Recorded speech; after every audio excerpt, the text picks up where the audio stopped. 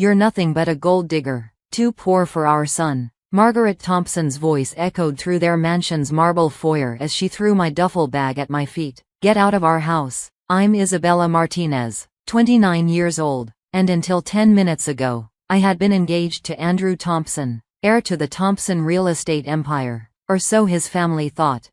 Mother, please, Andrew pleaded weakly, standing at the top of the grand staircase. This is unnecessary. Unnecessary? Margaret's perfectly coiffed hair trembled with indignation. She's been lying to us, all this time, pretending to be a simple accountant, when she's been investigating our finances. She wasn't entirely wrong. I was an accountant, a forensic accountant specializing in financial fraud investigation. But that's not why I had fallen in love with Andrew. Mrs. Thompson, I tried one last time. If you'd just let me explain. Explain what? How you wormed your way into our family. How you drove that beat-up Honda while pretending you couldn't afford better. We saw your laptop open last night, looking into our accounts, our properties.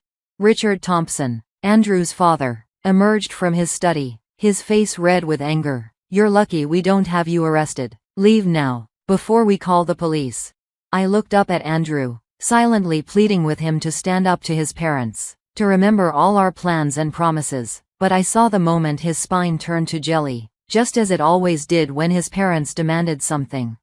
Maybe you should go, Isabella, he mumbled, just for now, until things cool down. And there it was, 3 years of love, of shared dreams, of building a future together, all crumbling because Andrew couldn't stand up to his parents, because the Thompson name and fortune meant more to him than our relationship. What the Thompsons didn't know, what even Andrew didn't know, was that I had indeed been investigating their finances, not out of greed or malice, but because something in their books hadn't added up from the very beginning. As a forensic accountant for Jensen Mills, the largest financial investigation firm in the city, it was literally my job to notice these things. I picked up my duffel bag with all the dignity I could muster. You're right about one thing, Mrs. Thompson. I have been looking into your finances, and what I found. Get out. Richard's voice was cold as ice, or I'll have security remove you. I left, my head held high, even as tears threatened to fall. My old Honda Civic sat in the circular driveway, looking particularly shabby next to the line of luxury vehicles. Another point of contention with the Thompsons. Why wouldn't I let Andrew buy me a proper car? Because I didn't need one. Because the Honda was a deliberate choice, part of maintaining my cover while I built my own empire. Because unlike the Thompsons, I understood the difference between showing wealth and building it. As I drove away from the mansion, I pulled out my phone and made a call. Jensen Mills, Director Martinez's office. My assistant answered. Sarah, it's me. Execute Operation Thompson. All of it. Are you sure? The timing is perfect. I interrupted. They just threw me out. Apparently, I'm too poor for their precious son. Sarah's laugh was deliciously wicked. Oh, this is going to be good. I'll start the proceedings immediately. Over the next 3 months, I watched from a distance as my carefully laid plans unfolded. The Thompson real estate empire, built on fraud and market manipulation, began to crumble. Properties that had been drastically overvalued suddenly faced proper assessments. Loans that had been obtained through falsified documents were called in for review. I hadn't started dating Andrew because of his family's finances. Our meeting at a charity gala had been genuine, our connection real. But as I got to know his family, as I saw the way they flaunted their wealth while looking down on others, I couldn't ignore the red flags in their business practices. The investigation had been ongoing for 2 years before I even met Andrew. Getting close to the family hadn't been part of the plan. Falling in love with him definitely hadn't been part of the plan. But sometimes life has other ideas. The day of the mansion's foreclosure auction dawned bright and clear. I dressed carefully in a tailored Chanel suit, not the knockoff Margaret had assumed I wore to their family events, but the real thing. My beat-up Honda stayed in the garage. Today, I drove my Aston Martin. The auction was being held in the mansion's ballroom, a final indignity the bank had insisted upon. As I walked in, the whispers started immediately. The Thompsons stood in a tight cluster near the front, their designer clothes looking somewhat faded now, their postures less confident. Andrew saw me first. His eyes widened as he took in my appearance, so different from the modest outfits I'd worn around his family. Margaret turned to see what had caught his attention, and her face went through a fascinating series of expressions: shock, confusion, outrage. "What is she doing here?" she hissed to Richard. "Security. Your security staff was let go last week, Mrs. Thompson," I said pleasantly, approaching their group. "Cost-cutting measures, I believe?" Richard's face darkened. "You have no right to be here. You." "Actually," I cut him off, "I have every right. Jensen Mills has a vested interest in this auction. Or didn't you read the full investigation report?" Margaret's perfectly painted lips trembled. "Jensen Mills? The financial investigation firm?" "Exactly," I smiled, pulling out my business card. "Isabella Martinez, Director of Forensic Accounting and lead investigator, though you might know me better as the gold digger who drove a Honda." Andrew stepped forward, his face pale. "Isabella, what? I don't understand." "It's quite simple," I explained, loud enough for nearby bidders to hear. "My firm has been investigating your family's business practices for 3 years. The fraud, the market manipulation, the falsified loan documents, all of it. Getting romantically involved wasn't part of the plan, but I suppose love makes fools of us all." "You were investigating us the whole time?" Andrew's voice cracked. "Our whole relationship was a lie?" "No," I said softly. "The relationship was real. I loved you, Andrew. I still do. But I also love justice. And what your family has been doing, it had to stop." "Ladies and gentlemen," the auctioneer called out, "we're ready to begin. The opening bid for the Thompson estate is set at $8 million. A murmur ran through the crowd. Even in foreclosure, the mansion's price was steep. $8 million, I called out clearly. Margaret made a choking sound. Richard grabbed Andrew's arm for support. 8.5, called another bidder. 9 million, I countered. The bidding continued, but I could tell the other bidders were getting nervous. They knew who I was now, knew what my presence meant. No one wanted to buy property tied to a fraud investigation. 12 million, I said finally. The room fell silent. 12 million going once, twice, sold to Ms. Martinez of Jensen Mills. I approached the auctioneer's table to handle the paperwork, very aware of the Thompsons' eyes on me, as I wrote the check, from my personal account, not the firm's. I heard Margaret's stage whisper.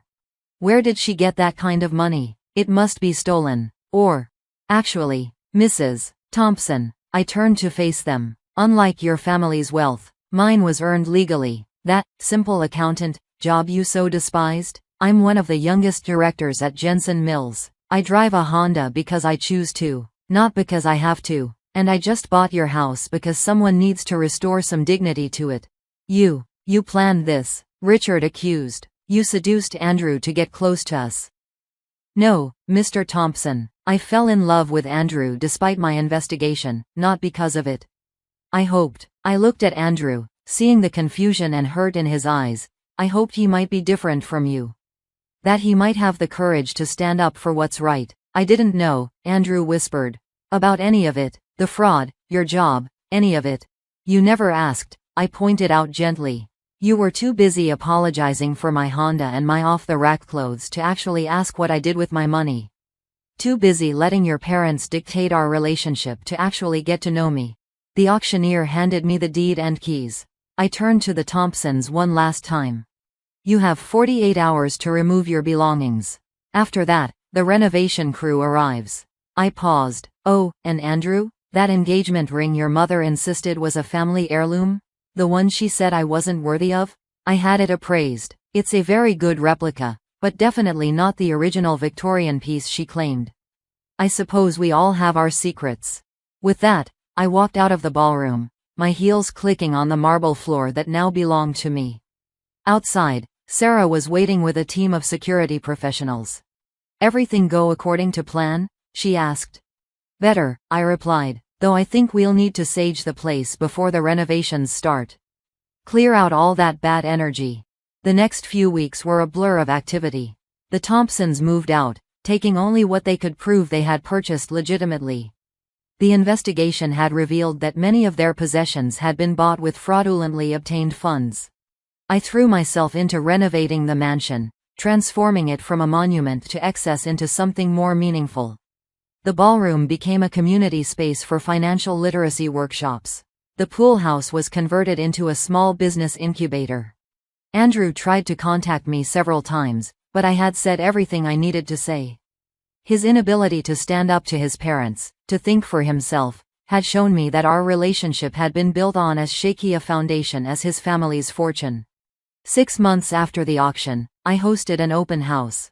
The mansion had been completely transformed, its grounds opened up for community events. Local news covered the story, not just the fall of the Thompson Empire, but the rise of something new in its place. Margaret and Richard had moved to Florida, living in a modest condo purchased with what little they had managed to salvage from their fortune. Andrew, I heard, had taken a job with a small real estate firm, starting over from the ground up. As I stood in what had once been their foyer, now a welcoming space filled with local art and comfortable seating, Sarah approached with a strange expression. "You have a visitor," she said. In the garden, I found Andrew sitting on a bench near the rose bushes his mother had once prized so highly. He looked different, humbler, somehow. "The place looks amazing," he said as I approached. "Nothing like what it was before." "That was the point," I replied, sitting beside him. "Your parents built this place to show off their wealth. I wanted to build something that could help others create their own. I've been doing a lot of thinking," he said quietly. "About everything. The fraud, my parents, us. I'm sorry, Isabella. I should have stood up to them. Should have asked more questions, paid more attention. Yes, you should have. I understand now why you drove that Honda, why you lived so modestly despite your success. It was never about the money for you." "No," I agreed, "it wasn't. It was about integrity, about building something meaningful. Your parents never understood that. Did you ever wonder why I became a forensic accountant?" He shook his head. "My father lost everything to a fraudulent investment scheme when I was 12. We went from comfortable to homeless in a matter of weeks. I swore I would spend my life preventing that from happening to others." I looked at him directly. "That's why I couldn't ignore the signs in your family's business, even after I fell in love with you. I wish," he started, then stopped. "Well, I wish a lot of things. But mostly I wish I had been brave enough to be the man you thought I was." "It's not too late to become that man," I said gently. "Just, not with me." He nodded, understanding. "The community center you're building here, it's going to help a lot of people." "That's the plan. We're starting financial literacy classes next month. Teaching people how to build wealth ethically, how to spot investment fraud, how to make their money work for them instead of defining them." Andrew stood, taking one last look around the garden. "You know what's ironic? My parents threw you out for being too poor for their son. Turns out, we were the ones who weren't good enough for you." After he left, I walked through the mansion. My mansion now, though I preferred to think of it as a community resource. The marble floors that had once echoed with Margaret's designer heels now carried the sound of students heading to workshops. The study where Richard had plotted his fraudulent schemes was now a counseling center for victims of financial crimes. 1 year after the auction, Jensen Mills made me their youngest ever managing partner. The Thompson case had become a textbook example of forensic accounting success, studied by universities and law enforcement agencies. The Honda? I still drive it sometimes, usually when I'm meeting new clients. It's a good reminder that true wealth isn't about what you display, it's about what you build, what you contribute, what you leave behind.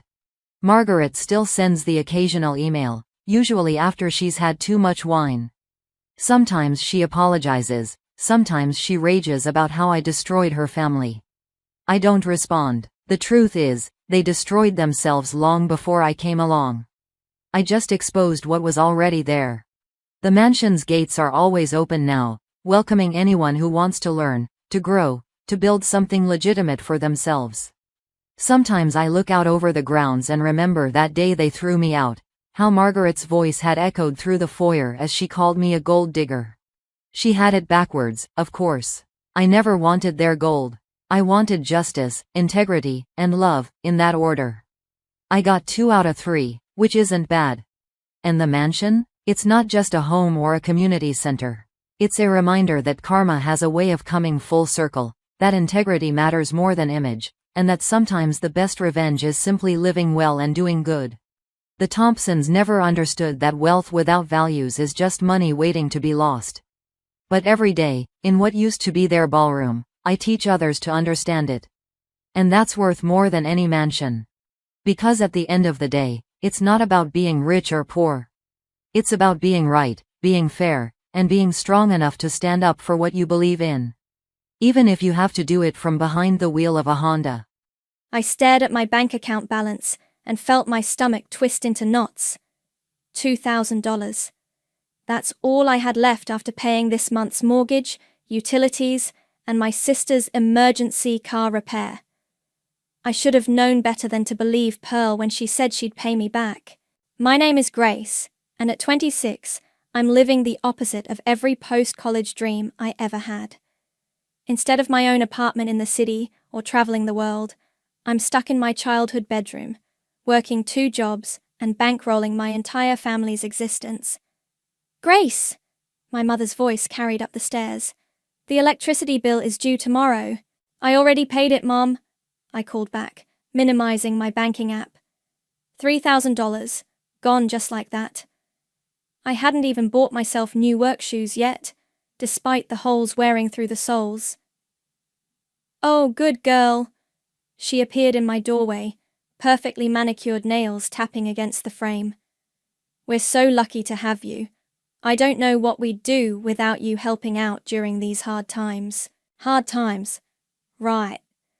That's what they'd said when I first moved back home after graduation. Just until we get back on our feet, Dad had promised. 6 months, tops.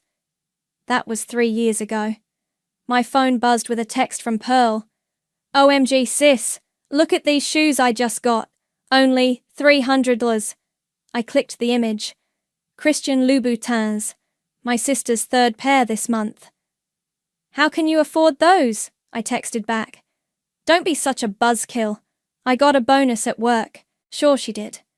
Pearl's part-time job at the mall barely covered her phone bill, but somehow she always had money for shopping sprees and weekend trips with her friends. Grace, Mum again, your father needs to talk to you about the property taxes.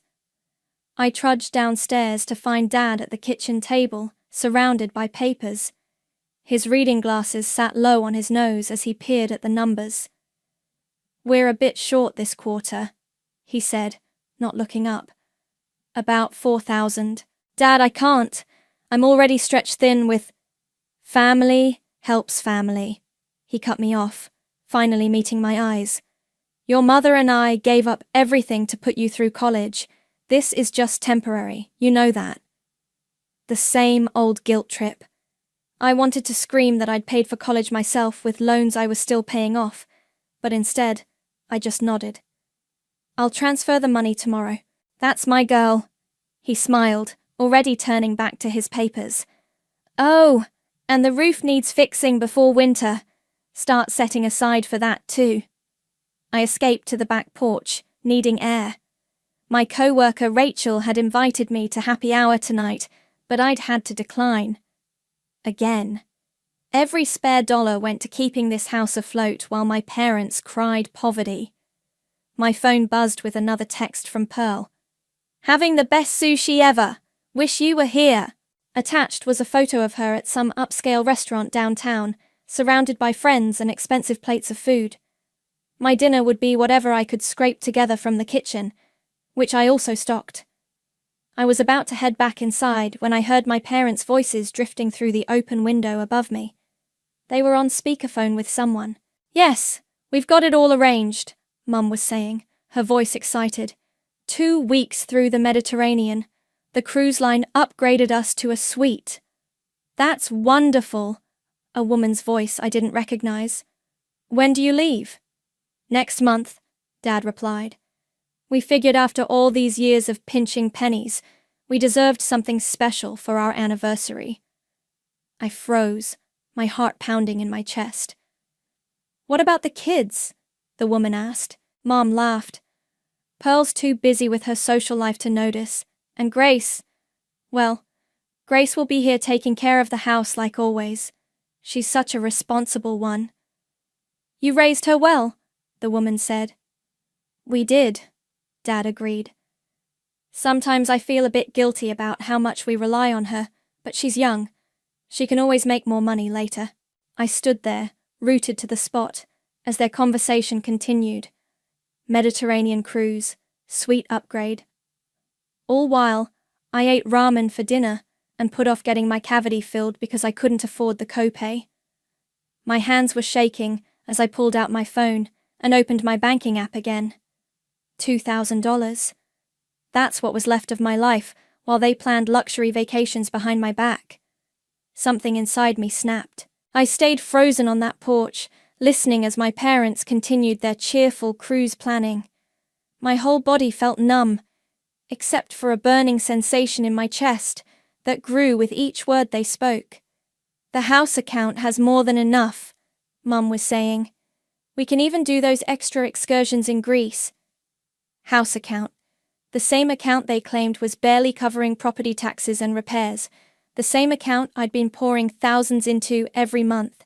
And Pearl's coming shopping with me next week to pick out some new clothes for the trip, Mom continued.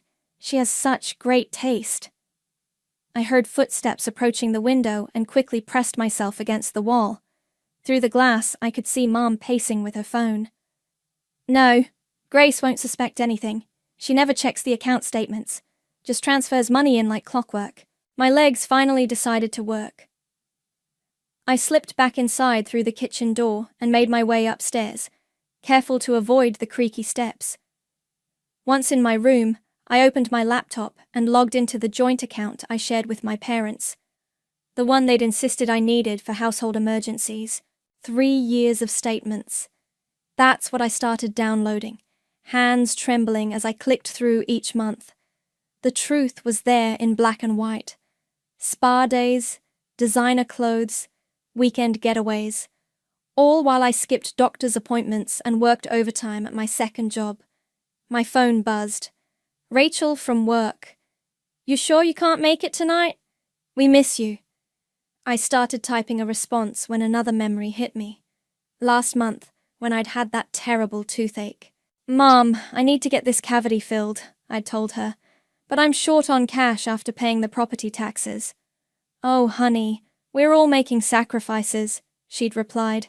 Your father and I haven't had a vacation in years. I checked the bank statements. 2 days after that conversation, there was a charge for a day spa, $300 for a couple's massage package. A knock at my door made me jump. Grace? It was Pearl. Can I borrow your black dress? The designer one? I don't have any designer dresses, I said, my voice surprisingly steady. Sure you do. Mom said she bought you one for Christmas. I frowned. Mom didn't get me anything for Christmas. She said money was too tight. Oh. Pearl's voice faltered. Maybe I'm thinking of something else. After she left, I dug deeper into the statements. There it was, a charge from Nordstrom on December 23rd. A dress in my size that I'd never seen. My phone buzzed again. Rachel. Seriously, come out tonight. You sound stressed in your texts lately. I stared at her message for a long moment. Actually, yeah. I could use a drink. Be there in 30. At the bar, Rachel took one look at my face and ordered shots. Spill, she said. What's wrong? I told her everything. The cruise, the secret shopping, 3 years of lies. By the end, I was gripping my glass so hard I thought it might shatter. Grace, Rachel said slowly. That's financial abuse. It's family, I replied automatically, then stopped. How many times had they used that word to control me? No, Rachel shook her head. It's exploitation, and it needs to stop. Back home that night, I couldn't sleep. Around midnight, I heard movement downstairs. Curious, I crept down to investigate. Mom was in Dad's office, rifling through his desk. She pulled out a folder and started taking photos of the documents inside with her phone. What are you doing? I asked from the doorway. She jumped, nearly dropping her phone. Oh, Grace, honey, you scared me. I was just looking for some old tax forms. At midnight? Well, you know me, night owl. She laughed nervously. Go back to bed, sweetie. I waited until she left before checking the folder she'd been photographing. Inside was a stack of papers with my signature on them. Joint responsibility agreements, loan documents, credit applications, all dated from right after my college graduation. My hands shook as I read through them. According to these papers, I wasn't just responsible for the house payments. I was legally tied to all sorts of debts I knew nothing about. One document caught my eye. A student loan transfer form. Next to my signature was a note. Transfer to Pearl Ryan, Boutique Startup Fund. They'd used my student loan money to fund Pearl's failed clothing store venture. The one they told me had been financed by an inheritance from our aunt. I heard Mom's bedroom door close upstairs. Carefully, I took photos of every document, then returned them exactly as I'd found them. In my room, I created a new email folder labeled Evidence and started uploading the photos. Then I opened my browser and typed, How to legally separate yourself from family finances. It was time to start planning my escape. The next morning, I called in sick to both jobs and drove across town to a small accounting office. My hands were sweating as I walked in, clutching my folder of photos and documents. Grace? A familiar voice called out. Is that really you? Valeria looked exactly as I remembered her from high school. Sharp eyes behind stylish glasses, silver-streaked hair in a neat bun. She'd been our family accountant for years until she suddenly retired right after my college graduation. I need your help, I said, sitting down across from her desk. And I need to know why you really stopped working with my parents. She studied my face for a long moment. Close the door. I did, then spread out the documents I'd photographed. Valeria's expression darkened as she looked through them. I always wondered if they'd go through with it, she muttered. Go through with what? She pulled out a file from her cabinet. 3 years ago, your parents came to me with a proposal. They wanted to transfer all their debts to your name. Loans, credit cards, everything. Said it was temporary, just until they got back on their feet. My stomach lurched. And? I refused to help them do it. Told them it was unethical. They fired me the next day. She looked up sharply. But clearly they found someone else who would. What about Pearl's boutique? The student loan transfer? Valeria's face hardened. That money was meant for your graduate school. Your parents swore you'd agreed to give it to Pearl instead. I never... My voice cracked. I didn't even know I had graduate school money. There's more, Valeria said quietly. She pulled up some files on her computer. Your parents opened several credit lines in your name. They used your social security number, probably from these documents you signed. The total liability... She turned the screen toward me. The number made my vision blur. Over $100,000. I'm going to be sick, I whispered. No, Valeria said firmly. You're going to be smart. I'm going to help you fix this, but you need to act fast. For the next 2 hours, we made plans. Valeria showed me how to freeze my credit, dispute unauthorized accounts, and document everything. She even called a lawyer friend who specialized in financial fraud. What about the house account? I asked. Transfer your portion out immediately. They've been using your contributions for personal expenses. That money legally belongs to you. My phone buzzed. A text from Pearl. Mom's taking me shopping for cruise clothes. Want to come? I ignored it and turned back to Valeria. I need somewhere to live. They can't know I'm leaving until I'm gone. I might know someone, she said, reaching for her phone. A client of mine owns apartments across town. He's discreet. 20 minutes later, a man named Kingsley arrived. He looked more like a surfer than a landlord, with tousled hair and friendly eyes. Valeria explained the situation, he said. I have a 1-bedroom available. It's small but secure, and I can offer you a reduced rate if you help manage some tenant communications. When can I move in? Today, if you need to. I felt tears pricking at my eyes. Thank you. Back home that evening, I found Mom in the kitchen making dinner. The smell of her famous lasagna filled the air, my favorite meal. My stomach turned. There's my hard-working girl, she smiled. I made your favorite. Oh, and honey, the property tax bill came today. I'll take care of it tomorrow, I said automatically, heading upstairs. In my room, I opened my laptop and started making lists. Bank accounts to close, bills to cancel, items to pack, a new email address to create. A knock at my door made me quickly minimize everything. Pearl bounced in, holding shopping bags. Look what Mum bought me for the... She stopped abruptly, eyes widening.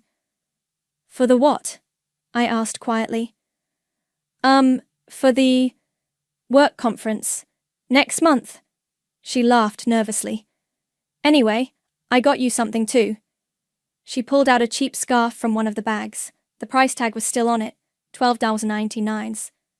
Meanwhile, I could see the edge of a designer dress box peeking out of another bag. Thanks, I said flatly. After she left, I added another item to my list. Forward all mail to new P.O. box.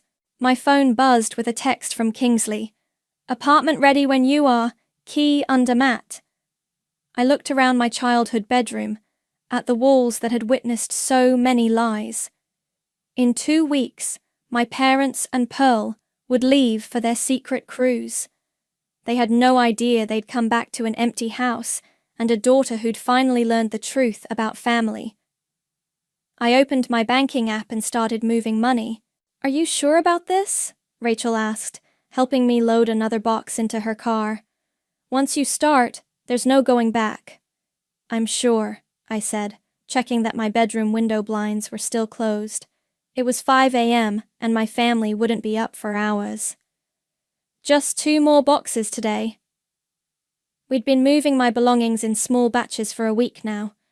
Clothes, books, important documents. Anything I could sneak out without raising suspicion. The rest would have to wait for moving day. Your new place is cute, Rachel said as we unloaded at Kingsley's apartment building. Small, but cute. It's mine, I replied, and my voice cracked on the word. Actually mine. Back home, Mom was in the kitchen when I walked in. Where were you so early? Morning run with Rachel, I said, the lie coming easily now. Getting back in shape. Good for you. She beamed. Oh, speaking of exercise, I need your credit card for a moment. The gym membership renewal is due. Can't you use yours? Her smile tightened. You know money's tight right now, sweetie. Just until next month. I handed over my card, knowing full well she'd use it for cruise expenses. But it didn't matter anymore. This card would be cancelled in 2 weeks. At work, I took my lunch break to visit the bank. I need to close all joint accounts, I told the manager, and open new ones, at a different bank. Family accounts? She asked, typing. Not anymore. That afternoon, I created a spreadsheet of every bill I'd paid, every loan I'd covered, every emergency I'd funded. 3 years of financial records, meticulously documented. The total made me feel sick. My phone buzzed. Pearl. Dad says the roof is leaking in my room. Can you call the repair guy? Pretty please.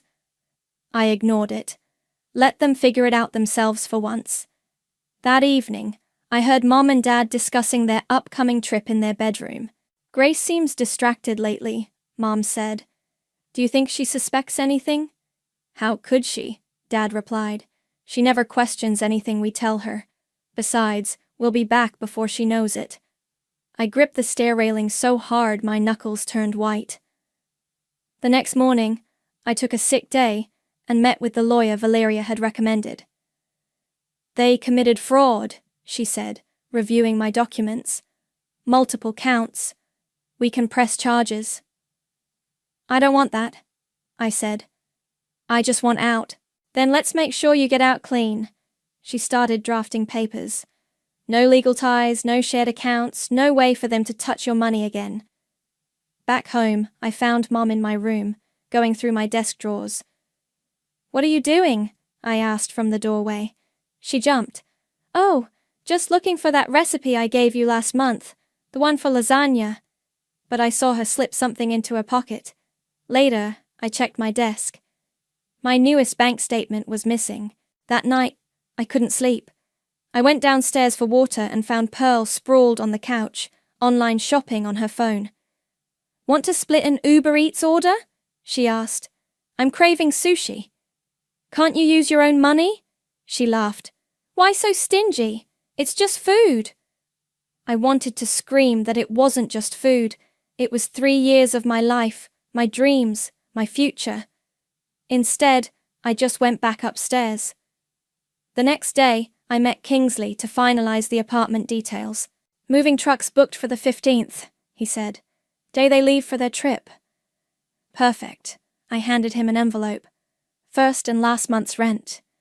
"You know," he said, "what they did to you. It's not okay."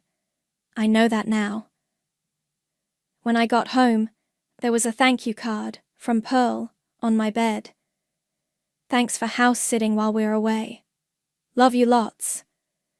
I opened my laptop and pulled up the spreadsheet one last time. Added a few final entries. Mum's secret spa day, $400. Pearl's emergency car repair, $2,000. Dad's golf club membership, $1,500. Their Mediterranean cruise, priceless. 2 more days until they left. 2 more days of pretending everything was normal. 2 more days until I took back my life. I looked around my nearly empty room, at the bare walls and packed boxes hidden in my closet. Soon, this would all be just a memory. An expensive lesson in what family shouldn't be. My phone buzzed. A text from Rachel. "Everything ready for Operation Freedom?" I smiled and typed back. "Almost. Just waiting for them to leave so I can make my grand exit." I watched from my bedroom window as the Uber pulled away from our house, carrying my family to the airport. Mum had kissed my cheek, Dad had reminded me about the bills, and Pearl had waved excitedly from the back seat. None of them knew it was the last time they'd see me in this house. The moment their car turned the corner, I pulled out my phone. "They're gone," I texted to Rachel and Kingsley. Within 15 minutes, a moving truck pulled up outside, right on schedule. "Morning," the driver said, checking his clipboard. "Grace." "That's me." I opened the front door wide. "Everything's packed and labeled. Let's do this fast." I'd spent the last 2 weeks meticulously organizing my exit. Every box was marked, every item catalogued. The movers worked efficiently, carrying out my life piece by piece while I supervised. "What's this?" One of them held up a stack of papers I'd left on the kitchen table. "That stays," I said quietly. "It's their parting gift." The envelope contained everything. Bank statements showing their secret purchases, credit card bills revealing their lies, loan documents they'd forged my signature on. And on top, a letter I'd spent hours writing. "Dear Mum, Dad, and Pearl, by the time you read this, I'll be gone. Here's a detailed account of everything you've taken from me over the past 3 years.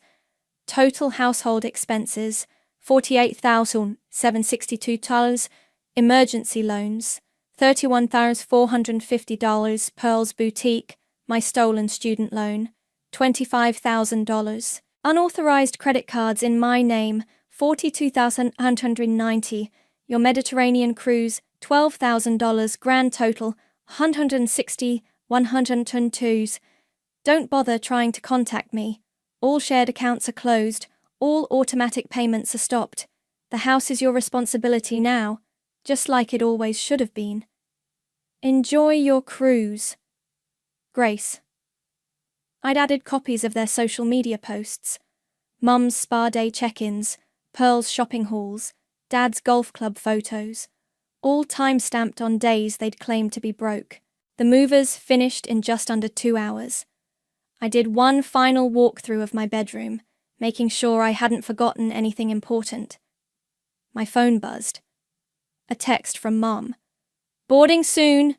Don't forget to water my plants." I deleted it without responding. In the kitchen, I laid my house key next to the envelope.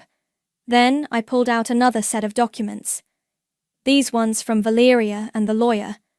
Official notices of account closures, credit freezes, and fraud alerts. They'd know exactly how thoroughly I'd cut ties. "Ready to go?" Rachel asked from the doorway. She'd come to drive me to my new apartment. Almost. I pulled out my phone and opened my banking app one last time. Every account I shared with them had been drained, legally, since my name was on them. The money was now safely in my new private account at a different bank. I took a deep breath and started blocking numbers. Mum, Dad, Pearl, all their social media accounts, email addresses, everything. Now I'm ready. The drive to my new apartment felt surreal. Behind us, the moving truck followed with my belongings. 3 years of indentured servitude, packed into cardboard boxes. "They're going to lose their minds," Rachel said.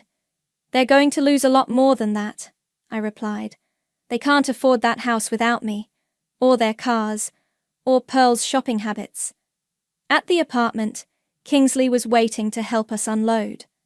"Welcome home," he said, handing me my new keys. It took another 2 hours to get everything inside. My furniture looked different in the smaller space, but it felt right. This place was mine, really mine. "Want us to stay?" Rachel asked as the moving truck pulled away. "Help you unpack?" I shook my head. "I need to do this part alone." After they left, I sat on my new couch and pulled out my phone. No messages yet. They were probably still in the air, but soon they'd land in Europe, and the notifications would start. I opened my email and sent 4 pre-written messages.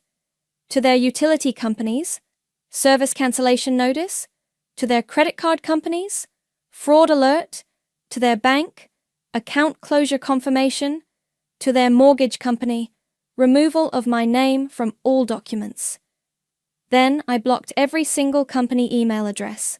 My phone buzzed one last time. A text from Pearl. "About to take off. Thanks for watching the house. Best sister ever." I took a screenshot of the message, added it to my evidence folder, and finished blocking her number. Then I walked to my new kitchen, poured myself a glass of wine, and smiled. They had 2 weeks of luxury ahead of them. I had a lifetime of freedom. 3 days into my new life, Rachel forwarded me a screenshot from Pearl's Instagram story. "Can't reach my sister. Anyone know if she's okay? Starting to worry." I laughed darkly. They must have just discovered the envelope. "Your mom tried calling the office today," Rachel texted next. "I told her you don't work here anymore. She didn't take it well." My phone had been blowing up with blocked calls and messages for the past 24 hours. I'd gotten a new number, but kept the old one active to document their attempts to contact me. Later that afternoon, Valeria called. "They're trying to access the house account," she said. "The bank denied them. Your documentation of unauthorized spending worked. They're locked out." "Good," I said, unpacking another box in my kitchen. "How bad is it for them?" "Bad. The mortgage payment bounced this morning. And those credit cards they opened in your name? I've got the fraud department investigating." My hands shook slightly as I placed mugs in the cabinet. "Any legal threats yet?" "They can't make any. The evidence is too clear." She paused. "But Grace, Pearl posted something concerning on social media about coming back early to fix things." I checked Pearl's Instagram. Sure enough, there was a new story. "Cutting our trip short. Family emergency. Can't believe what's happening." Satai. An hour later, my old co-worker Maria messaged me. "Your mum's here at the coffee shop. telling everyone you had a mental breakdown and stole their money. Want me to set the record straight? No, I replied. Let them dig their own grave. That evening, I got an email from an unfamiliar address. It was Dad, writing from his work account. Grace, what you've done is unforgivable. We're your family. We gave you everything. Your mother is in tears. Pearl had to cancel her semester abroad. How could you be so selfish? The least you can do is answer our calls. I forwarded it to my lawyer without responding. The next day, Pearl's posts turned nasty. PSA: watch out for toxic family members who pretend to care about you but are just waiting to stab you in the back. Rachel sent me more screenshots. Mom had joined local Facebook groups, posting about her mentally unstable daughter who needed help. The comments were full of sympathetic responses until someone who knew the truth started posting receipts of their spending. The post disappeared within hours. A week into my disappearance, Kingsley texted, "Heads up, your parents were asking about you at the building next door. They're getting desperate." I'd been expecting this. They'd try every apartment complex in the area, thinking I couldn't afford to live far from my old jobs. That afternoon, I got another email, this time from Mom. "Sweetie, please come home. We can work this out. Yes, we made mistakes, but that's what families do. We forgive each other. Your father's blood pressure is through the roof. Is that what you want? To make us sick with worry?" I added it to my documentation folder and kept unpacking. The next day, my lawyer called.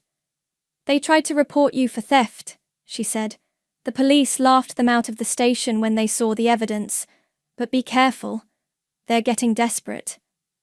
I glanced out my window at the security camera Kingsley had installed. "I'm ready for them."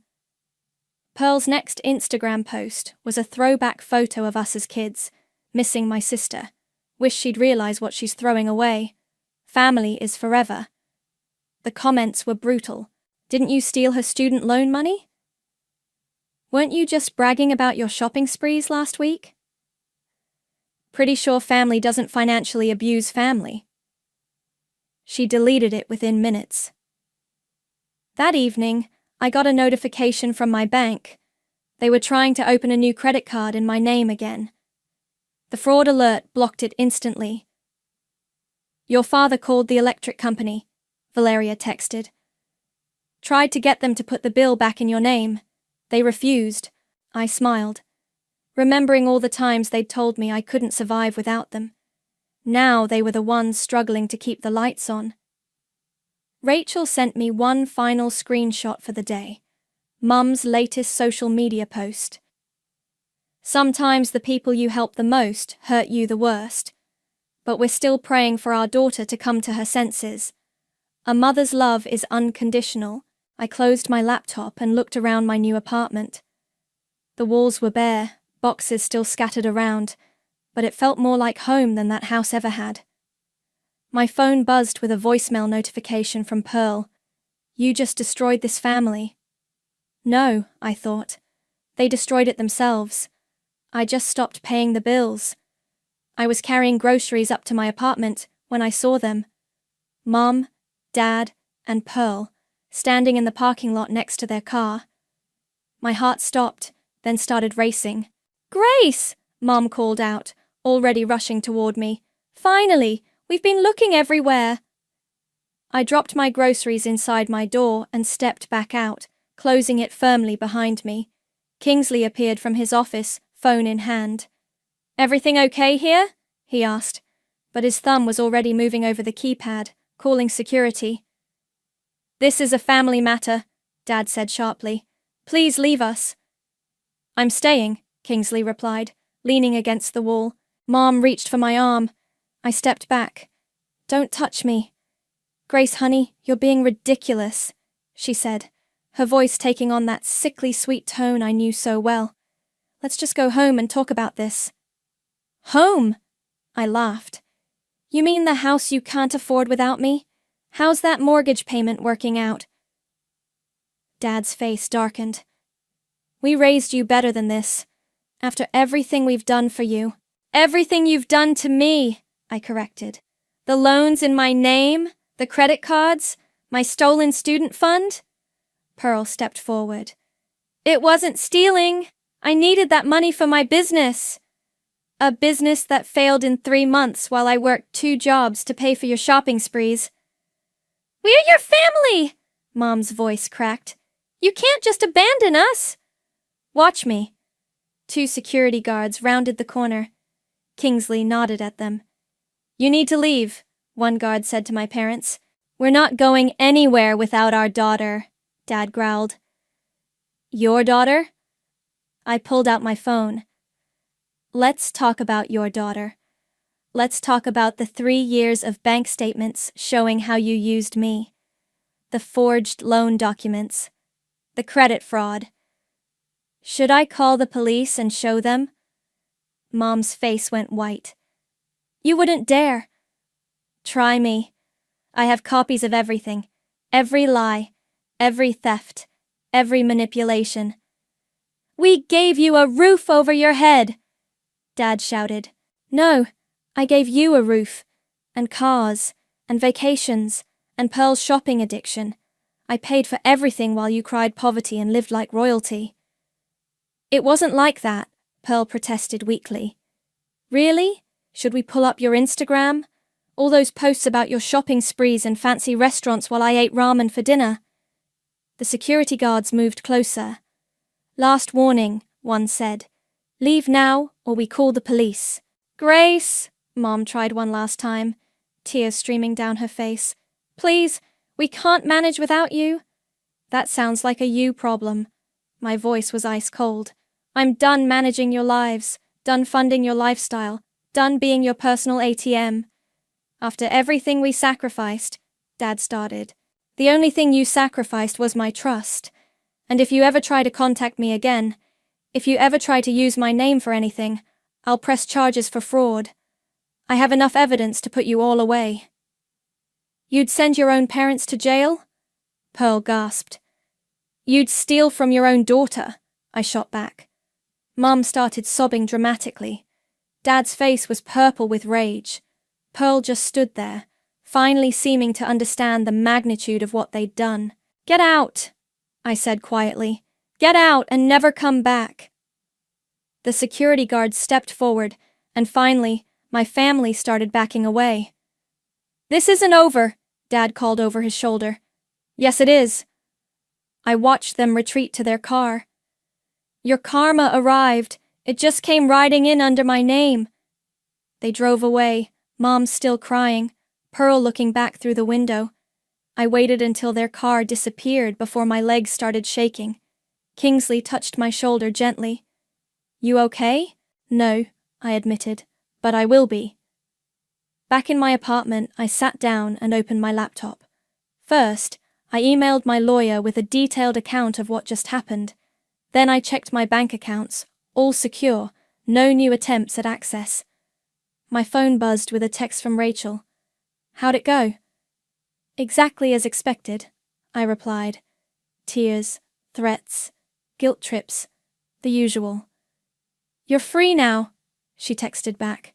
Really free. I looked around my small apartment, at the life I was building for myself. No more funding their luxuries.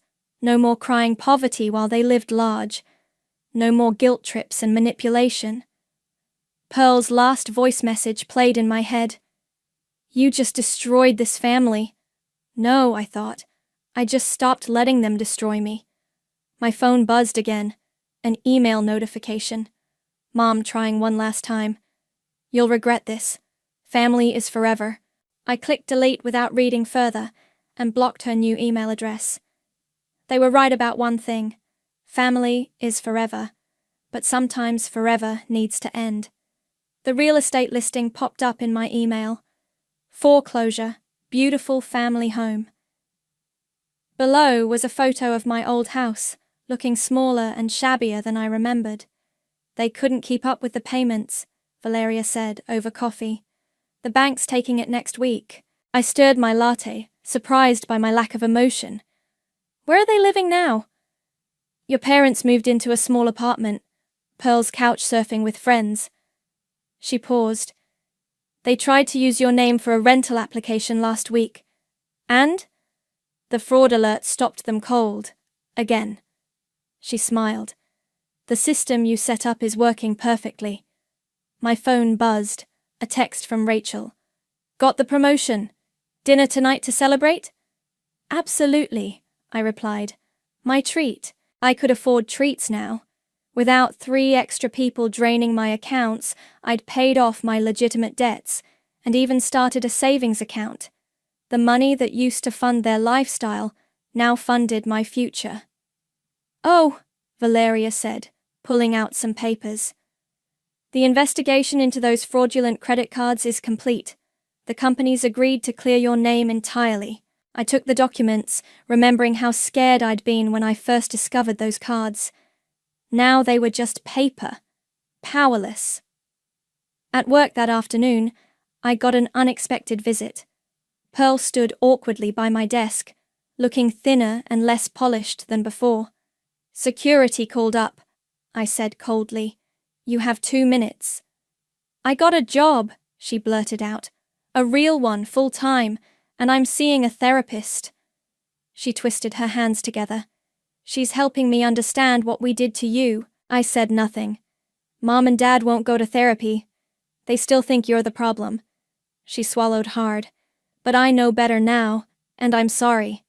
Sorry doesn't pay back my student loan money. I know. She pulled out an envelope.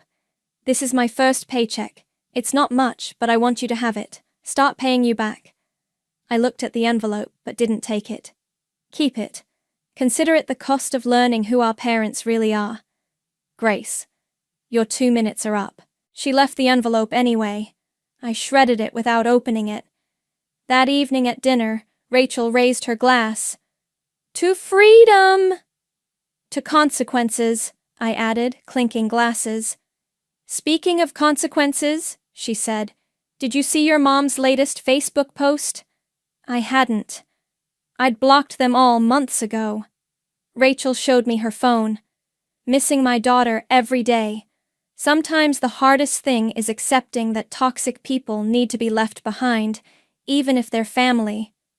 Boundaries, but just self-care. I laughed so hard I nearly choked on my wine. The irony. The comments are savage, Rachel grinned. Everyone knows the truth now. Back home, I found a letter from my lawyer. The last attempt by my parents to access my accounts had resulted in a formal cease and desist order. Any further attempts would trigger automatic legal action. I added the letter to my closure file, the same one that held all the evidence of their fraud, not because I needed it anymore, but as a reminder of why I'd done what I did. My phone buzzed with a text from Kingsley. Your dad was asking about you at the coffee shop down the street. Want me to warn them? No need, I replied. They can't hurt me anymore. I walked to my window and looked out at the city lights. Somewhere out there, my family was learning to live without their safety net, without their personal bank, without me. My therapist had asked me last week if I felt guilty. I didn't. They'd spent 3 years teaching me that family meant sacrifice, but they'd never specified it had to be mine. A final text came through, from Pearl's new number. The house sells tomorrow. Mum's crying about your old room. Says she keeps waiting for you to come home. I didn't respond, but I thought about that room, the place where I'd planned my escape, where I'd discovered their lies, where I'd finally found the strength to save myself. Home was different now. It was this small apartment with its paid-up rent. It was dinner with Rachel celebrating her promotion. It was coffee with Valeria planning my financial future. It was Kingsley checking in to make sure I was safe. I opened my banking app and smiled at my growing savings account. Then I opened my calendar and booked a vacation. My first real one, paid for with my own money. Let them cry over my empty room. I was too busy filling my new life. Some people say revenge doesn't bring peace. They're wrong. Sometimes revenge is just another word for freedom. And freedom, that feels like finally coming home. The letter arrived on an ordinary Tuesday. tucked between a pizza flyer and my cell phone bill. No return address, just my name in careful cursive that reminded me of my adoptive father Walter's handwriting. My heart did a little stutter step when I saw it. My name is June, and until that moment, I thought I had my life figured out. My husband Rhett was 6 months into his year-long assignment in Singapore. Our video calls and texts keeping our connection alive across the time zones. I had my routine, morning runs, my work as a graphic designer, weekly dinners with my adoptive mother Mabel. Everything neat and organized, just the way I liked it. But that letter changed everything. I made coffee first, a small ritual to steady my nerves. The envelope felt heavy, expensive. Inside, I found 2 items: a yellowed newspaper clipping from 25 years ago and a handwritten note on cream-colored stationery. Dear Miss Juniper Hayes, now Callahan. It began. You don't know me, but I knew your parents. The truth about their estate and your inheritance has been hidden from you. If you want to know more, meet me at the Riverside Cafe this Friday at 2 p.m. Come alone. The newspaper clipping showed a familiar headline, one I'd seen before in old scrapbooks. Local couple dies in house fire. Infant daughter survives. My parents' tragedy, condensed into 12 inches. I called Red immediately, not caring that it was 3 a.m. in Singapore. Hey, love. His voice was thick with sleep. Everything okay? I got this weird letter. I described its contents, trying to keep my voice steady. Should I go? Sounds sketchy, he said, more alert now. Could be a scam. But they knew my maiden name. And about my parents. That information isn't exactly secret, June. Remember that identity theft seminar I dragged you to? I touched the newspaper clipping, its edges soft with age. This feels different. Then go, but be smart about it. Meet in public, tell someone where you're going. Maybe ask Mabel to sit at another table. I hesitated. I haven't told Mabel yet. Why not? I don't know. Something feels off. Ever since Sarah moved back home, Mabel's been different. More distant. The prodigal daughter returns. Rhett's tone carried a hint of warning. Just be careful, okay? I wish I was there. Me too. I glanced at our wedding photo on the desk, missing his steady presence beside me. After hanging up, I called my office and took Friday afternoon off. Then I did what I always do when I'm anxious. I cleaned. While organizing my desk drawer, I found the letter Walter had given me before he passed away 6 months ago. Open this when you need guidance, he'd said. I'd been too grief-stricken to read it then, and somehow never found the right moment after. Now, holding the mysterious letter about my parents in one hand and Walter's unopened envelope in the other, I felt caught between past and present, between the family I lost and the one that chose me. My phone buzzed with a text from Sarah. Mother's asking about Friday dinner. You're still coming, right? She's been so lonely since Daddy died. The guilt trip was classic Sarah, subtle but effective. I started typing, of course, but stopped. For the first time in my life, I had something more important than maintaining family harmony. Can't make it this week, I replied. Work deadline. 3 dots appeared immediately, then disappeared. Then, that's disappointing. Mother will be crushed. I put the phone face down, Walter's words echoing in my mind. Family isn't just about blood, Junebug. It's about truth. Friday couldn't come fast enough. I needed answers, even if they shattered the careful peace I'd built around myself. Sometimes the most dangerous truths are the ones we've been protecting ourselves from all along. I pulled into the Eldridge driveway Friday morning, my stomach in knots. Not from the mysterious letter waiting in my purse, but from the sleek BMW parked in my usual spot. Sarah was home early. The front door opened before I could knock. June. Sarah's perfectly painted smile didn't reach her eyes. What a surprise. Mother's just finished making breakfast. She wore tailored pants and a silk blouse that probably cost more than my monthly rent. I glanced down at my worn jeans and felt instantly underdressed in my childhood home. I thought you weren't coming until next week, I said, following her inside. Plans change. She waved her hand dismissively. The London office can survive without me for a few months. Mother needs help sorting through Daddy's things. The kitchen smelled like cinnamon and coffee, but something was off. Mabel stood at the counter, her normally pristine apron spotted with flour, hands trembling slightly as she poured coffee. June, sweetheart. Mabel's smile seemed forced. I wasn't expecting you today. I brought those tax documents you asked for. A lie, but I needed an excuse. Everything okay? Of course. Sarah answered for her. Mother and I were just discussing some necessary changes.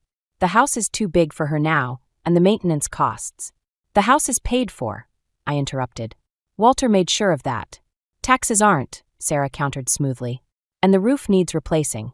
Mother's retirement savings won't last forever. I watched Mabel's face carefully. She wouldn't meet my eyes, focusing instead on arranging cinnamon rolls on a plate. Walter had always handled the finances, but I'd assumed everything was secure. We could help with the repairs, I offered. Red and I. Don't be ridiculous. Sarah's laugh was like ice crackling. You can barely afford your own place. Besides, Mother's already considering my suggestion to move into Cedar Grove Retirement Community. The plate clattered as Mabel set it down too hard. One cinnamon roll tumbled onto the counter. I haven't decided anything, Mabel said quietly. Serafina's just trying to help. By selling our home? The words burst out before I could stop them. Walter loved this house. Daddy's gone, Sarah said sharply. Then, softer. We have to be practical now. My phone buzzed. A reminder about the mysterious meeting at Riverside Cafe. 2 hours away. I needed to leave soon, but leaving Mabel alone with Sarah felt wrong. Mother, remember when June was little? Sarah's tone turned syrupy sweet. How she used to follow Daddy around like a lost puppy. So desperate for a father figure. My cheeks burned. Sarah had a talent for making even happy memories sound pathetic. I should go, I said, standing. Mabel, can we talk later? Just us. Actually, Mabel fidgeted with her apron strings. Sarah and I have appointments all week. We're meeting with financial advisors, realtors. I'll keep you updated, Sarah smiled, placing a possessive hand on Mabel's shoulder. Family decisions and all that. The emphasis on family wasn't subtle. I'd heard it before, in the weeks after Walter's funeral, when Sarah suddenly reappeared after years of sparse holiday visits. Walking to my car, I heard them arguing through the kitchen window. Can't keep babying her, Sarah's voice drifted out. She's not really. The window slammed shut. I sat in my car, hands gripping the steering wheel. The mysterious letter about my parents' estate felt heavier in my purse. Whatever secrets it held, they'd have to wait. Something was very wrong in the Eldridge house. And I couldn't shake the feeling that Sarah's sudden interest in helping had nothing to do with family loyalty. My phone lit up with a text from Rhett. How's it going? Ready for your mystery meeting? I typed back. Change of plans.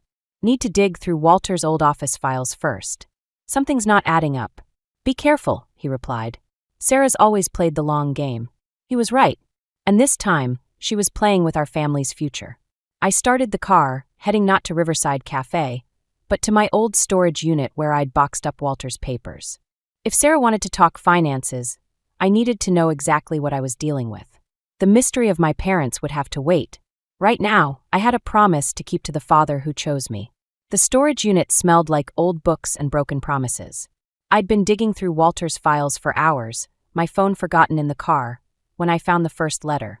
It was tucked inside a folder marked Family Matters, Private, written in Walter's careful hand 6 months before his death. Dearest Mabel, it began. I know about the loans. I found the papers Sarah convinced you to sign. Whatever she's told you, selling the house won't fix this. My hands shook as I read further. According to Walter's letter, Mabel had taken out multiple loans against the house, all co-signed by Sarah. The amounts were staggering. But why? The Eldridges had always lived comfortably, if not extravagantly. Deeper in the box, I found bank statements, legal documents, and more letters. Each piece revealed a pattern I'd been too blind to see. Sarah hadn't just returned home to help. She'd orchestrated this entire situation years ago. A noise outside the storage unit made me jump. Keys jingling, footsteps approaching. June! Sarah's voice echoed through the corridor. Your car's outside. What a coincidence. I scrambled to gather the papers, shoving them into my bag. Just cleaning out some old stuff. Sarah appeared in the doorway, blocking the light. Mother's worried sick. You missed our family dinner, aren't answering your phone. I lost track of time. She stepped inside, designer heels clicking on concrete. Her eyes scanned the boxes, lingering on the one marked Walter's office. Anything interesting? Her tone was light, but her shoulders tensed. Just memories. I stood, clutching my bag. How did you know I was here? Mother mentioned you stored things here after Daddy died. She picked up a framed photo of Walter and me at my college graduation. She's not getting any younger, you know. The stress of maintaining that big house, managing finances. The stress of owing hundreds of thousands in loans, you mean? The photo slipped from her fingers, glass shattering on impact. Oops. I found the letters, Sarah. Walter knew what you were doing. Did he? She stepped over the broken glass. And what exactly was I doing, June? Helping my mother access her home's equity? Protecting her financial interests? Unlike some people, I actually contribute to this family. By convincing her to take loans she can't repay? Setting her up to lose everything. You don't understand business. Her smile turned sharp. Or family, really. How could you? You're just some stray daddy brought home. The words hit like a physical blow, but I forced myself to stand straighter. Walter made me promise to protect them, Mabel and the house. Both. Walter's dead. She moved closer, her perfume overwhelming in the small space. And his little charity case needs to back off. Mother's already signed the listing agreement. The house goes on the market Monday. She wouldn't. She did. Because she trusts her real daughter. Sarah reached for my bag. Now, whatever papers you think you found. I yanked away, backing toward the door. Don't. Fine. She smoothed her blouse. Keep them. It won't change anything. By the way, I had an interesting chat with someone today about your parents. The real ones? Fascinating story. My heart stopped. The mysterious letter, the missed meeting. What did you do? Protected my family's interests. Like always. She stepped past me into the corridor. Better hurry home, June. Looks like rain. I waited until her footsteps faded before sinking to the floor, surrounded by fragments of the broken photo. My phone had 17 missed calls. 3 from the mysterious number that had sent the letter, the rest from Mabel. The last text message made my blood run cold. I'm so sorry, June. Sarah showed me the truth about everything. It's better this way. Please don't fight this. I called Rhett, not caring that it was 4 a.m. in Singapore. They're selling the house, I said when he answered. Sarah's been planning this for years. She's got something on my birth parents too, and my voice cracked. June, listen to me. His voice steadied me. Remember what Walter always said about truth? That it comes out in its own time. Exactly. So let's make this Sarah's time. He paused. Check your email. I've been doing some digging of my own about your sister's London office. Turns out it doesn't exist. I opened my laptop, rain beginning to drum on the storage unit's metal roof. Whatever game Sarah was playing, she wasn't the only one who could uncover secrets. Walter had taught me that family was worth fighting for, and I was just getting started. I spent the weekend buried in Rhett's research. The London office where Sarah claimed to work? A virtual address. Her impressive investment portfolio? A web of shell companies and borrowed money. Every thread I pulled revealed another lie. Monday morning, I drove to the real estate office listed on the sale agreement Mabel had signed.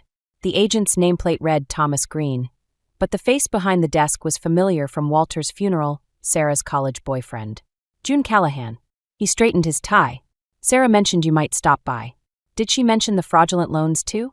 His smile flickered. I'm not sure what you're implying. I placed Walter's letters on his desk. These show a pattern of financial manipulation dating back 3 years. Sarah convinced Mabel to take out loans, then used the money for her fake business ventures. That's a serious accusation. He slid the papers back without reading them. And irrelevant. The listing agreement is legal and binding. Is it? Because I have proof you're not licensed to sell real estate in this state. The color drained from his face. Look, Sarah just asked for a favor. Said her mother needed help. My phone buzzed. A text from an unknown number.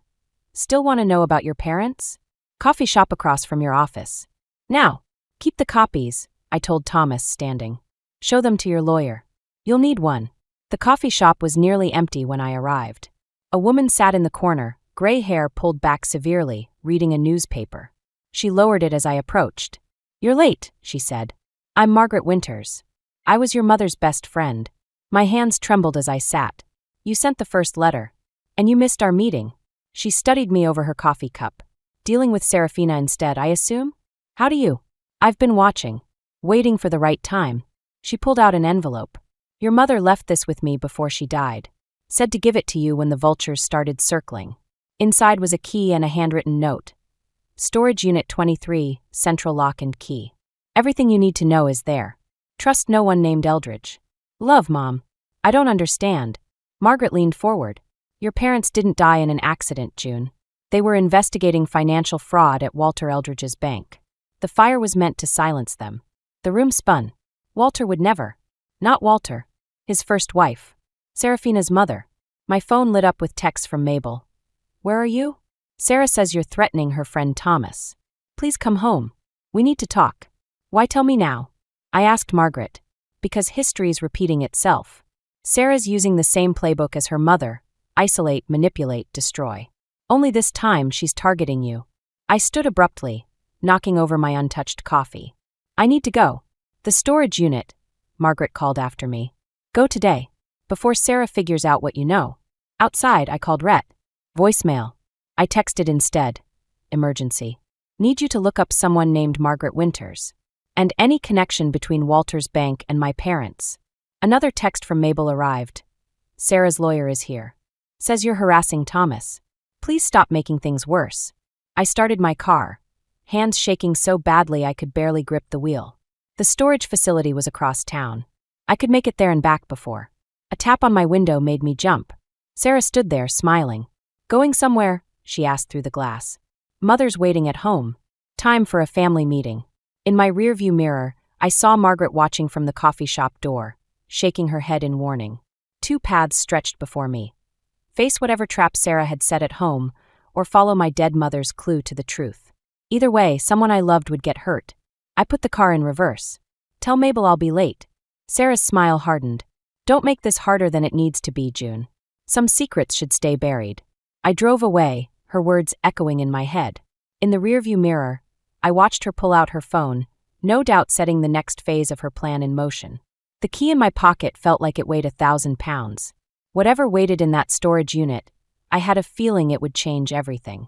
Again, central lock and key was a maze of identical metal doors, each one holding someone else's secrets.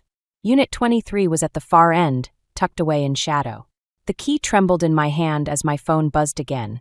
Mabel's 15th call in an hour. The lock clicked open, and musty air rushed out.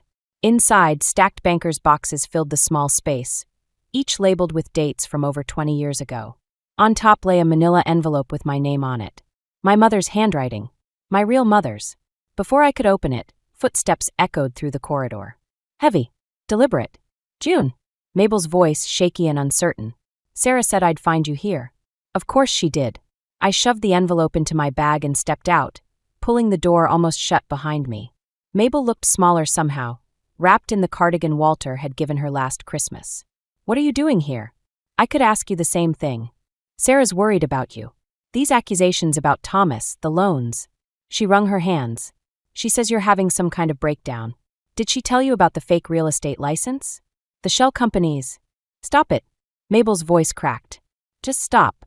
I know you're hurting since Walter died, but this vendetta against your sister. She's not my sister. The words came out sharper than intended. And she's stealing everything you have. She's protecting me. The house is too expensive, too much work. The retirement community will be better. I pulled out Walter's letters. Read these. Please. They explain everything. Mabel backed away. Sarah warned me you'd try this. Said you'd use Walter's memory to manipulate me. Manipulate you? Like she's doing. She's my daughter. And what am I? The silence stretched between us like a chasm.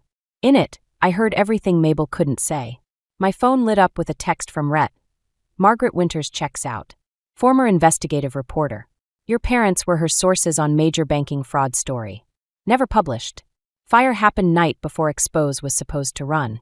Another set of footsteps approached. Sarah appeared behind Mabel, Thomas trailing behind her. Family reunion? Sarah's smile was razor-sharp. How convenient. We can all discuss the restraining order together. Restraining order? My voice sounded distant, hollow. Thomas stepped forward, legal papers in hand. You've been harassing my client and interfering with legitimate business dealings. This order prevents you from contacting Mrs. Eldridge or entering her property. Her property? I looked at Mabel. Mom, please. Don't call me that. Mabel's words hit like physical blows. Not now. Not after this. Sarah wrapped an arm around her mother's shoulders. The police are on their way. You should go. The storage unit, I said desperately. Did you know about it? About what really happened to my parents. Something flickered in Mabel's eyes. Fear? Recognition? But Sarah steered her away before she could respond. Last chance to leave quietly, Sarah whispered as she passed. Or should we discuss what really happened the night Walter died? My blood ran cold. I'd been with Walter that night, helping him organize his office. He'd seemed fine when I left. The heart attack happened hours later. Hadn't it? Footsteps again, this time accompanied by radio static. Police. I ducked back into the storage unit, grabbing the envelope and one box at random. Through the crack in the door, I watched Mabel lean into Sarah, both of them talking to the officers pointing down the corridor. My phone buzzed one last time. Rhett, booked emergency flight home. Don't confront them alone. Whatever happened to your parents, Sarah knows more than she's saying. I slipped out the back exit as police flashlights swept the hallway. In my rearview mirror, I watched Mabel crying into Sarah's shoulder, the perfect picture of a mother comforted by her devoted daughter. The envelope from my mother sat heavy in my passenger seat. Whatever truth it held would have to wait. First, I needed to understand what Sarah meant about Walter's death. Because suddenly, I wasn't sure I knew anything about either of my families anymore. The box from my mother's storage unit sat unopened on my kitchen table for 3 days. I couldn't sleep, couldn't eat. Every time I reached for it, Sarah's words echoed in my head. What really happened the night Walter died? My phone lit up. Rhett, landing in 2 hours. Don't do anything until I get there. Too late. I'd already called Margaret Winters and arranged a meeting at the cemetery where Walter was buried. Neutral ground. No restraining orders could keep me from visiting my adoptive father's grave. I found Margaret already there, standing before Walter's headstone. You look terrible, she said without turning around. Did you know? My voice cracked. About Walter's death? Yet suspicions. She handed me a folder. Bank records from the night he died. Large transfers from the Eldridge account to offshore holdings. Sarah's holdings. My hands shook as I read. The timestamps showed transactions at 11:42 p.m., nearly an hour after Walter was pronounced dead. His passwords, I whispered. Someone used his passwords. The question is, who was with him last? I was. I'd helped him organize files, watched him take his heart medication, left him working at his desk around 9 p.m. His medication. The pills, I said. Sarah had been organizing his prescriptions since she moved back. Said Mabel couldn't handle it anymore. Margaret's expression hardened. June, there's something else. About the night your parents died. Gravel crunched behind us. Sarah stood there, elegant even in morning black. Having a nice chat about old times? Her smile didn't reach her eyes. Margaret. Still chasing conspiracy theories after all these years? Still covering up murders? Margaret shot back. Careful. Sarah's voice turned silky. Accusations like that could be dangerous. Just ask June's parents. I have proof, I said. About Walter's accounts, the fraudulent transfers. You have nothing. Sarah stepped closer. Just like your parents had nothing. Theories, suspicions, but no proof. Want to know why? Because Daddy Dearest destroyed it all. Walter would never. To protect his precious adopted daughter? He burned everything the night your parents died. Their evidence, their files, everything that could have implicated the bank. And Mother's first husband, my father, took the fall instead. My world tilted. That's not possible. Why do you think they took you in? Guilt? Love? She laughed. Insurance. As long as they had you, your parents' other copies of evidence would stay buried. Walter's one decent act was keeping you away from the truth. You're lying. Am I? Check the box you stole. Mother's been looking for it for years. I opened the folder Margaret had given me. Behind the bank records was a photo. Walter, 20 years younger, feeding papers into a fire. In the background, barely visible, my parents' house already beginning to burn. He loved me, I whispered. He used you. Like I used him. Sarah's mask finally cracked, showing raw hatred. He chose you over his own family, protecting you while I was sent away to boarding school. But now, she pulled out her phone. Now I have everything. The house, Mother's trust, and proof of your breaking and entering at the storage facility. The police are very interested in that security footage. Sirens wailed in the distance. Margaret grabbed my arm. June, run. I'll hold them off. But, your husband's flight lands soon. Go. And June. She pressed a key into my hand. Storage Unit 17.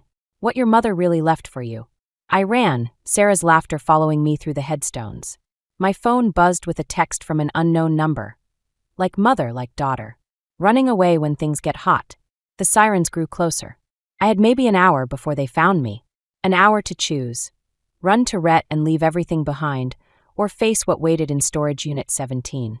Behind me, I heard Sarah talking to the police, playing the grieving daughter standing at her father's grave. She'd won. She had everything. Almost everything. I started my car, the key to Unit 17 burning in my pocket. Whatever truth waited there, I owed it to both my families, birth and chosen, to find it. Even if it destroyed what little I had left. Storage Unit 17 was already open when I arrived. Inside, Mabel stood holding a thick manila envelope, her hands trembling. "I knew you'd come here," she said quietly. "After the cemetery." Police sirens wailed in the distance. I had minutes, maybe less. "How long have you known?" I asked. "About Walter? About my parents. Since the beginning." She held out the envelope. "These belong to your mother. The real evidence she gathered about the bank fraud. Walter didn't burn everything that night." Footsteps echoed through the corridor. Sarah's voice carried, speaking to someone. "Down here, officer. She's unstable, possibly dangerous." "Take it," Mabel urged. "Quick." I grabbed the envelope, but Mabel didn't let go. Our eyes met. "Why now?" I whispered. "Because I watched Sarah kill Walter." Tears streaked her face. She switched his heart medication. I saw her do it, but I was too afraid to stop her. Too afraid to lose another child. "Mother!" Sarah appeared in the doorway, 2 police officers behind her. "Step away from her. She's not well. Tell them." I pleaded with Mabel. "Tell them the truth." Mabel's grip on the envelope loosened. She turned to face her daughter, shoulders straightening. "I choose truth," she began. A gunshot cracked through the air. Mabel crumpled. Behind Sarah, Thomas stood holding a pistol, his hands shaking. The police officers, not real officers, I realized too late, moved to block the exit. "Really, Mother?" Sarah sighed. "After everything I did to protect our family? You're not protecting anyone," I said, backing away. "You're just like your father, destroying lives to hide your crimes." My father was weak. He confessed, went to prison. I learned from his mistakes. She reached for the envelope. "Hand it over, June. End this. Like you ended Walter's life? He was going to tell you everything. 20 years we kept you close, kept you quiet without even knowing it. Then his guilt got the better of him." She laughed bitterly. "He actually thought you'd choose him over the truth." Movement caught my eye. A shadow in the corridor. "You're wrong," I said, stalling. "Walter chose truth in the end, just like Mabel did. And look where it got them." Sarah nodded to Thomas. "No more games." Thomas raised the gun again. "Drop it." Rhett's voice boomed through the corridor. He emerged from the shadows, Margaret Winters beside him, both holding badges. "FBI. Hands where we can see them." Real police officers flooded the storage unit. Thomas dropped the gun. Sarah's fake officers tried to run, but were quickly caught. "You." Sarah stared at me in disbelief. "You knew." I called Rhett the moment Margaret told me about Unit 17. "The FBI's been building a case against you for months. They just needed proof of how far you'd go." Mabel stirred, groaning. The bullet had grazed her shoulder. As medics rushed in, she grabbed my hand. "I'm sorry," she whispered, "for not being stronger sooner. You were strong when it mattered most." Sarah fought the handcuffs, screaming about lawyers and family loyalty. But her mask had finally cracked completely, revealing the desperate, angry child who'd never gotten over being sent away. Rhett pulled me close as they led her out. "You okay?" I watched Mabel being helped onto a stretcher, the envelope of evidence safe in an FBI evidence bag. In it lay the truth about both my families, the ones I'd lost and the ones I'd found. "No," I answered honestly. "But I will be." "June," Mabel called weakly. "Walter left something else for you. In his study, behind the painting of the lake house. He said you'd know what to do with it when the time came." I thought of Walter's last night, organizing files, taking pills that would kill him. Had he known then how it would end? Had he left one final truth to find? "Let's go home," Rhett said softly. "But first, we had one more secret to uncover. One more choice between truth and family. This time I knew which I'd choose." 6 months after Sarah's arrest, I stood in Walter's study for the last time. The painting of the lake house hung crooked on the wall, just as we'd left it after finding his final gift.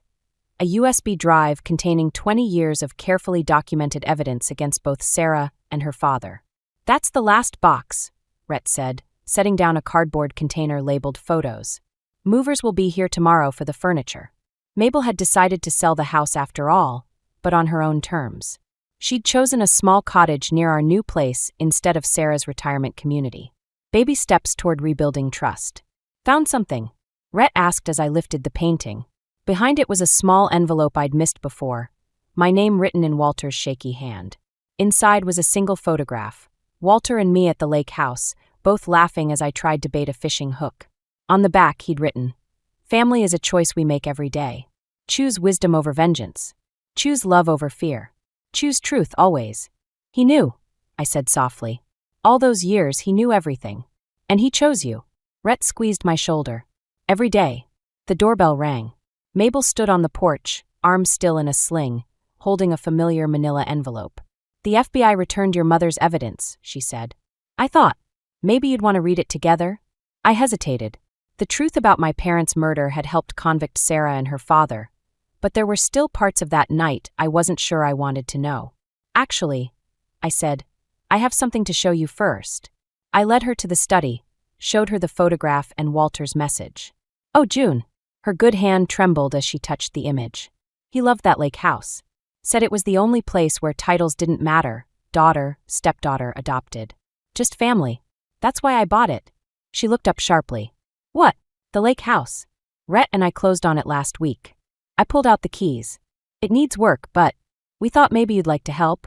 Make new memories. Tears spilled down her cheeks. After everything I did, everything I let happen. Family is a choice we make every day, I quoted. Sometimes we choose wrong. Sometimes we get second chances. Mabel's hand found mine, squeezed tight. Sarah's sentencing is next week, she said quietly. I know. I'm testifying against her. Her voice cracked. A mother shouldn't have to. But truth matters more than blood. Walter taught me that, in the end. Through the study window, I could see Margaret Winters pulling up in her car. She'd been helping us sort through the remaining evidence, turning years of secrets into a book that would tell both families' stories. Ready? Rhett asked, holding up my mother's envelope. I looked around the study one last time. Here, Walter had made his final choice, taking pills he knew were wrong, buying time for truth to emerge. Here, Sarah had sealed her fate, choosing vengeance over love. Here, Mabel had found her strength, choosing truth over blood. And here I stood, my adopted mother on one side, my husband on the other, a photograph of better days in my hand. Ahead lay the lake house, waiting to be filled with new memories. Behind lay 2 families' worth of secrets, finally brought to light. Actually, I said, let's save it for the lake house. Some stories are better told where titles don't matter. Mabel smiled through her tears. Walter would have liked that. We left the study together, leaving the painting hanging crooked on the wall. Let the new owners wonder what secrets it kept.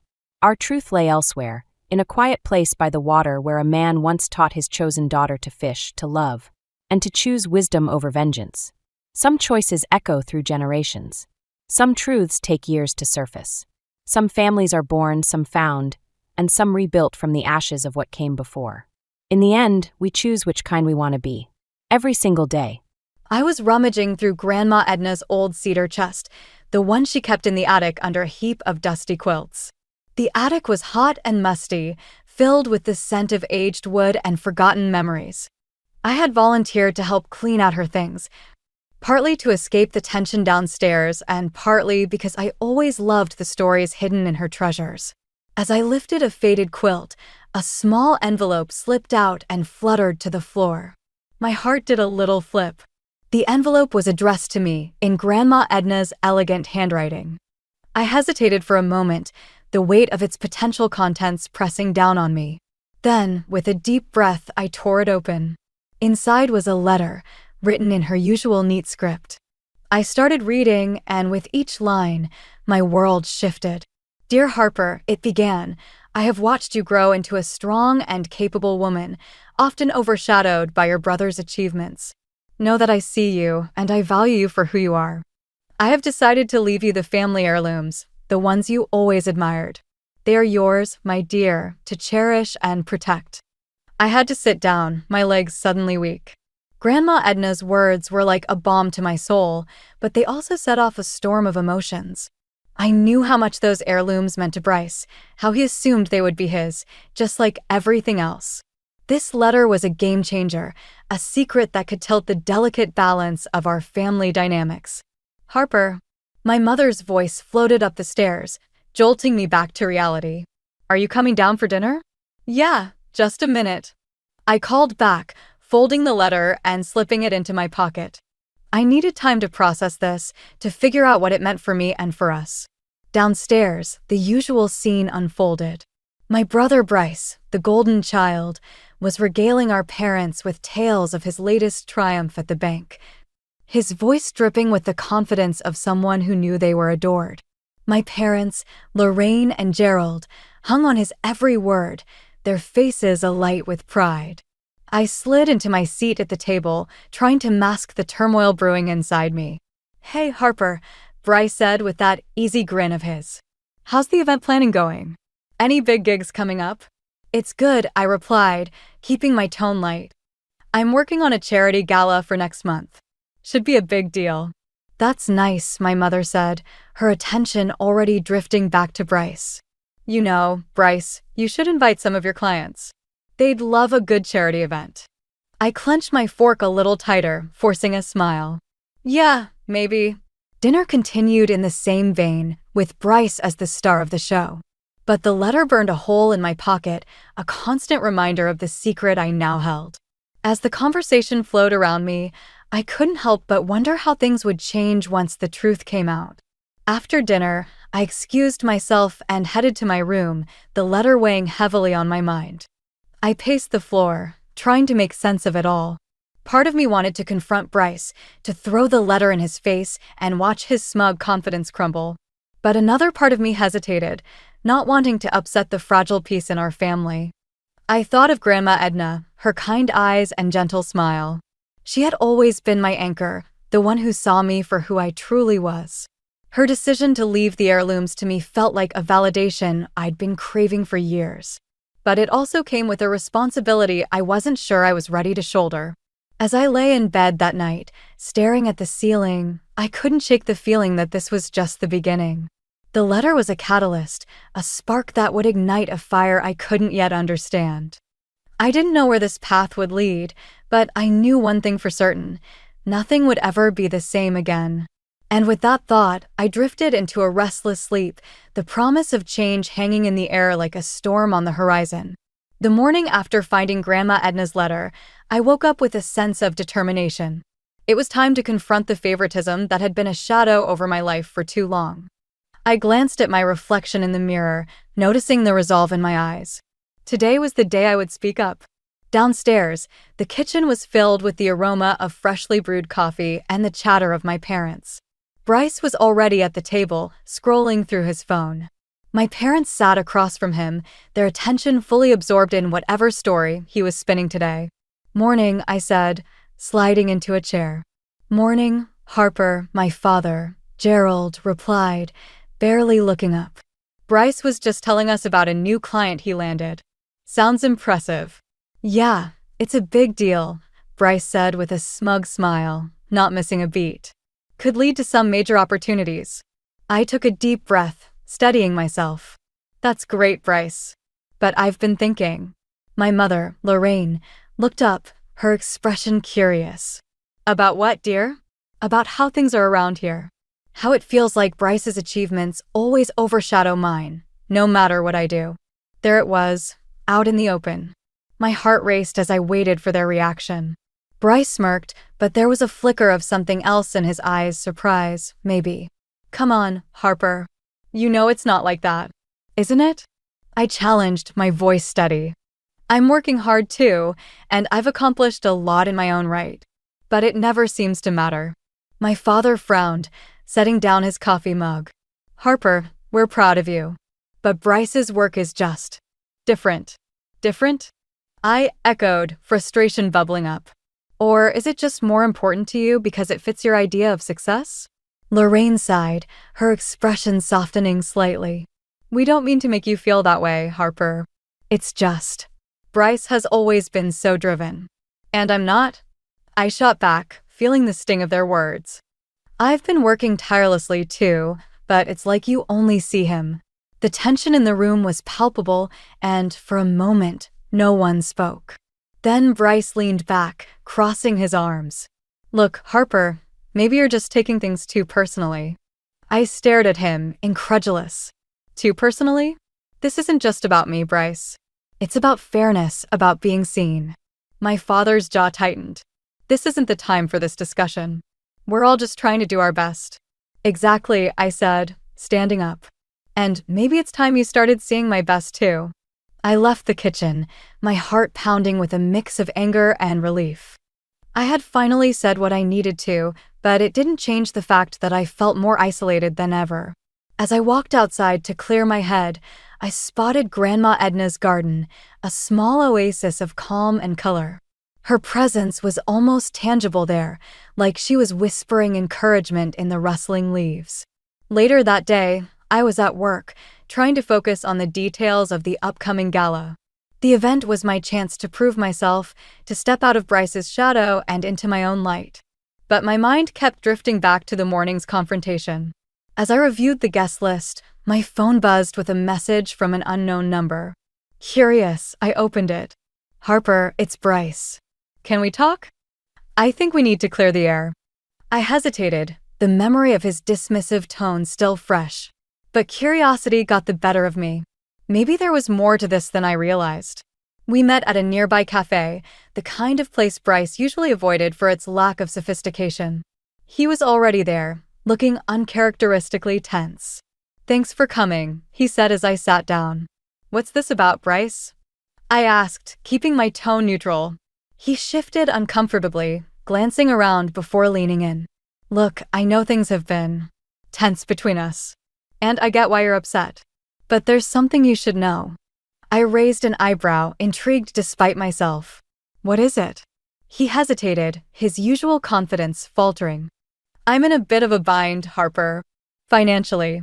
Things aren't as rosy as they seem." I blinked, taken aback by the admission. Bryce, the golden boy, in trouble? It was almost unthinkable. "Why are you telling me this?" "Because I need help," he admitted, his voice barely above a whisper. "And because I know you're the only one who might actually listen." The revelation hung in the air between us, a new twist in our complicated relationship. As I looked at Bryce, I saw not just my brother, but a man struggling with his own demons. It was a moment that changed everything, adding layers to my understanding of him and deepening the conflict I faced. I left the cafe with more questions than answers, the path ahead more uncertain than ever. But one thing was clear, the story was far from over. The days following my conversation with Bryce were a whirlwind of emotions and unexpected revelations. I couldn't shake the feeling that our family was perched on the edge of a precipice, ready to tumble into chaos at any moment. Bryce's confession about his financial troubles had opened a Pandora's box of questions and uncertainties. One afternoon, as I was finalizing details for the charity gala, I found myself distracted by the memory of Bryce's plea for help. His vulnerability had been so raw, so unlike the confident facade he usually wore. But as much as I wanted to help him, a part of me felt vindicated. Bryce, the untouchable, was finally facing the consequences of his actions. Later that week, I was at the family home, ostensibly to discuss some last-minute arrangements for the gala with my mother. Lorraine was in the living room, flipping through a stack of magazines, her mind clearly elsewhere. "Mom, can we talk?" I asked, trying to keep my tone neutral. She looked up, a hint of surprise in her eyes. "Of course, Harper. What's on your mind?" I hesitated, choosing my words carefully. "It's about Bryce. Have you noticed anything off with him lately?" Her brow furrowed slightly. "Off? What do you mean?" I sighed, deciding to take a leap. "I think he's in some kind of trouble. Financial trouble." She blinked, her expression shifting from confusion to concern. "Bryce? Are you sure?" "Pretty sure," I replied, watching her reaction closely. "He mentioned something to me the other day. I think he might need help." Lorraine's face softened, but there was a flicker of something else there too, denial, maybe. "Bryce has always been so responsible. I'm sure it's just a misunderstanding." I wanted to shake her, to make her see the truth. But I held back, knowing it wasn't the time for that battle. "Maybe, but I think we should keep an eye on him, just in case." As I left the room, I couldn't help but feel a pang of frustration. My parents' blind faith in Bryce was like a fortress, impenetrable and unwavering. But the cracks were starting to show, and it was only a matter of time before the walls came down. The next day, I was back at the office, preparing for a meeting with the gala sponsors. My phone buzzed with a message from Bryce, asking if we could meet again. I agreed, curious to see what he had to say. We met at a quiet park, away from prying eyes and ears. Bryce looked more haggard than before, the weight of his troubles clearly taking a toll. "Thanks for coming, Harper," he said, his voice subdued. What's going on, Bryce? I asked, cutting to the chase. You look like you haven't slept in days. He ran a hand through his hair, a gesture I recognized from our childhood. It's bad, Harper. Worse than I let on. I'm in over my head and I don't know how to fix it. I crossed my arms, trying to process his words. Why didn't you tell me sooner? Or Mom and Dad? Because I'm supposed to be the one who has it all together, he replied, a bitter edge to his voice. I didn't want to disappoint them or Tessa. I sighed, feeling a mix of sympathy and exasperation. Bryce, you can't keep hiding this. It's only going to get worse. He nodded, his expression pained. I know, but what do I do? In that moment, I realized that despite everything, Bryce was still my brother. And maybe, just maybe, helping him was the right thing to do. You need to come clean, Bryce. To Tessa, to Mom and Dad. It's the only way to start fixing this. He looked at me, his eyes filled with a vulnerability I had never seen before. What if they hate me for it? They won't, I said softly. But they need to know the truth. As we parted ways, I felt a strange sense of calm. I had taken a step toward helping Bryce, but I knew the road ahead would be anything but easy. Later that evening, as I was wrapping up my day, an unexpected email popped into my inbox. It was from the gala's main sponsor, expressing concerns about Bryce's involvement due to rumors of his financial instability. My heart sank. The crisis was escalating faster than I had anticipated, threatening not just Bryce's reputation but my own hard work. I realized then that the stakes were higher than I had imagined. This wasn't just about Bryce's financial woes or my quest for recognition. It was about the very fabric of our family and the choices we made in the face of adversity. As I sat there, staring at the screen, I knew I had to act. The time for passivity was over. It was time to confront the truth, no matter the cost. The charity gala was just days away, and the pressure was mounting. I was in the middle of a final walkthrough at the venue, checking details and making sure everything was on track.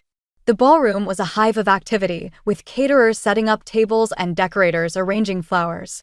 But my mind was elsewhere, caught in the tangled web of family drama that seemed to be spiraling out of control. Just as I was reviewing the seating arrangements, my phone buzzed with a call from Tessa. It was unusual for her to reach out directly, and my stomach twisted with apprehension as I answered. Hey, Tessa, I said, trying to sound casual.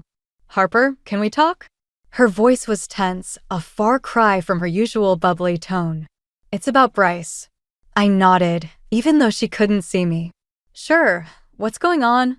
Something's not right, she said, her words rushing out. He's been acting strange, and I found some overdue notices in his office. I'm worried. I hesitated, torn between loyalty to my brother and the urge to protect Tessa from the fallout.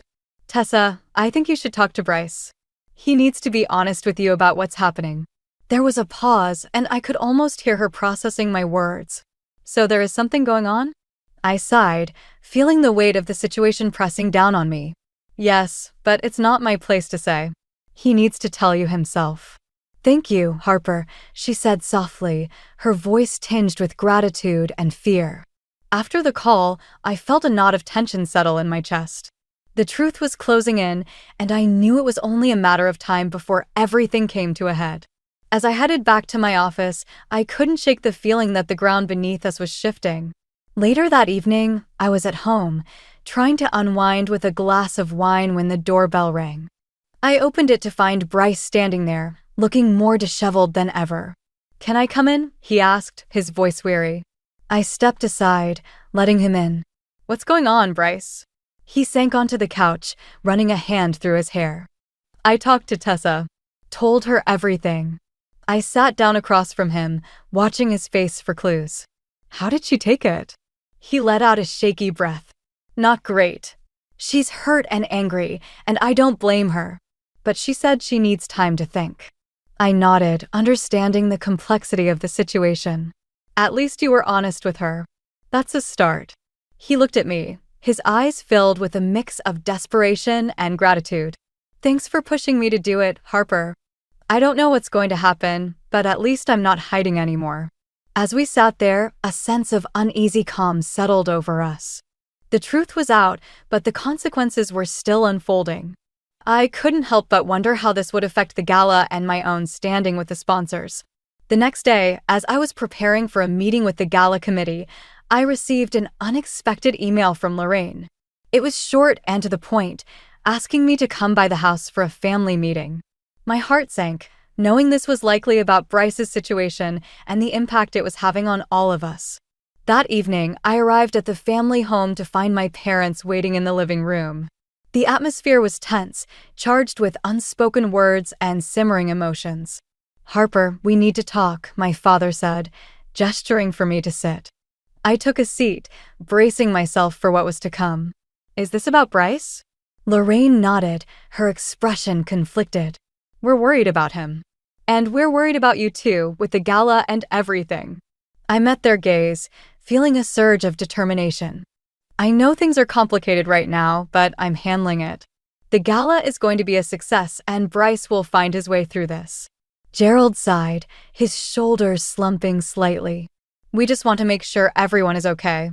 I nodded, understanding their concern, but also feeling a newfound resolve. "We will be. But we need to face the truth and support each other, even if it's hard." As the conversation continued, I realized that this was a turning point for all of us. The crisis had forced us to confront our flaws and fears, but it had also opened the door to healing and growth. As I left the house that night, I felt a sense of clarity. The road ahead was uncertain, but I was ready to face whatever came next. The themes of revenge and protection had evolved into something deeper, an understanding that true strength came from facing the truth and standing by those you love, even when the path was fraught with challenges. The day of the charity gala dawned with a sense of anticipation and dread. The venue was buzzing with last-minute preparations, and I was in the thick of it, directing staff and making sure everything was perfect. This event was my chance to prove myself, to step out of Bryce's shadow once and for all. But the weight of family drama loomed large, threatening to overshadow my hard work. As guests began to arrive, I moved through the crowd, greeting attendees and ensuring everything was running smoothly. The gala was a dazzling affair, with elegantly dressed patrons mingling under the soft glow of chandeliers. Yet, beneath the glittering surface, I felt a simmering tension, as if everything could unravel at a moment's notice. In the midst of the festivities, I spotted Bryce and Tessa entering the ballroom. Bryce looked polished, but there was a tightness around his eyes, a sign of the strain he was under. Tessa, on the other hand, wore a mask of composure, her smile not quite reaching her eyes. "Harper," Bryce called, making his way over with Tessa in tow. "Hey, you too," I replied, trying to sound upbeat. "Glad you could make it." Tessa nodded, her expression unreadable. "It's a beautiful event, Harper. You've done an amazing job." "Thanks," I said, feeling a flicker of pride despite the tension. "I'm glad you think so." Bryce glanced around, his gaze lingering on the crowd. "This is quite the turnout." "Yeah, it is," I agreed, sensing there was more he wanted to say. Before he could continue, Lorraine and Gerald joined us, their presence adding another layer of complexity to the gathering. My parents exchanged pleasantries with Bryce and Tessa, but there was an undercurrent of unease in their interactions. As the evening progressed, I found myself moving from one task to another, my mind racing with thoughts of the impending reading of Grandma Edna's will. It was a pivotal moment that could change everything, and the uncertainty gnawed at me. Later, as I was checking on the catering staff, I overheard a snippet of conversation that stopped me in my tracks. Two guests were discussing Bryce, their voices low but clear enough to catch the gist. "Heard he's in deep financial trouble," one of them said. "Apparently, it's affecting his work." "Really?" the other replied, sounding intrigued. "I thought he was doing well." "Not according to the latest rumors. It's all starting to come out now." My heart sank, the weight of their words pressing down on me. Bryce's struggles were becoming public knowledge, and the fallout was spreading. I knew this would only complicate things further, adding another layer of pressure to an already volatile situation. As the night wore on, I felt the strain of keeping everything together. The gala was a success on the surface, but beneath it all, I was teetering on the edge of a breaking point. The truth was closing in, and I knew I couldn't keep running from it. Finally, as the last of the guests departed and the venue began to empty, I found myself alone with Bryce. The room was quiet, the echoes of the evening still lingering in the air. "Harper," Bryce said, his voice breaking the silence. "I need to know. What are you going to do about the will?" I looked at him, seeing the desperation in his eyes. "I don't know, Bryce. I haven't decided yet." He nodded, his expression a mix of hope and fear. I don't want to lose everything." I sighed, feeling the weight of his words. "I know. But this isn't just about you, Bryce. It's about all of us." As we stood there, the enormity of the situation hit me.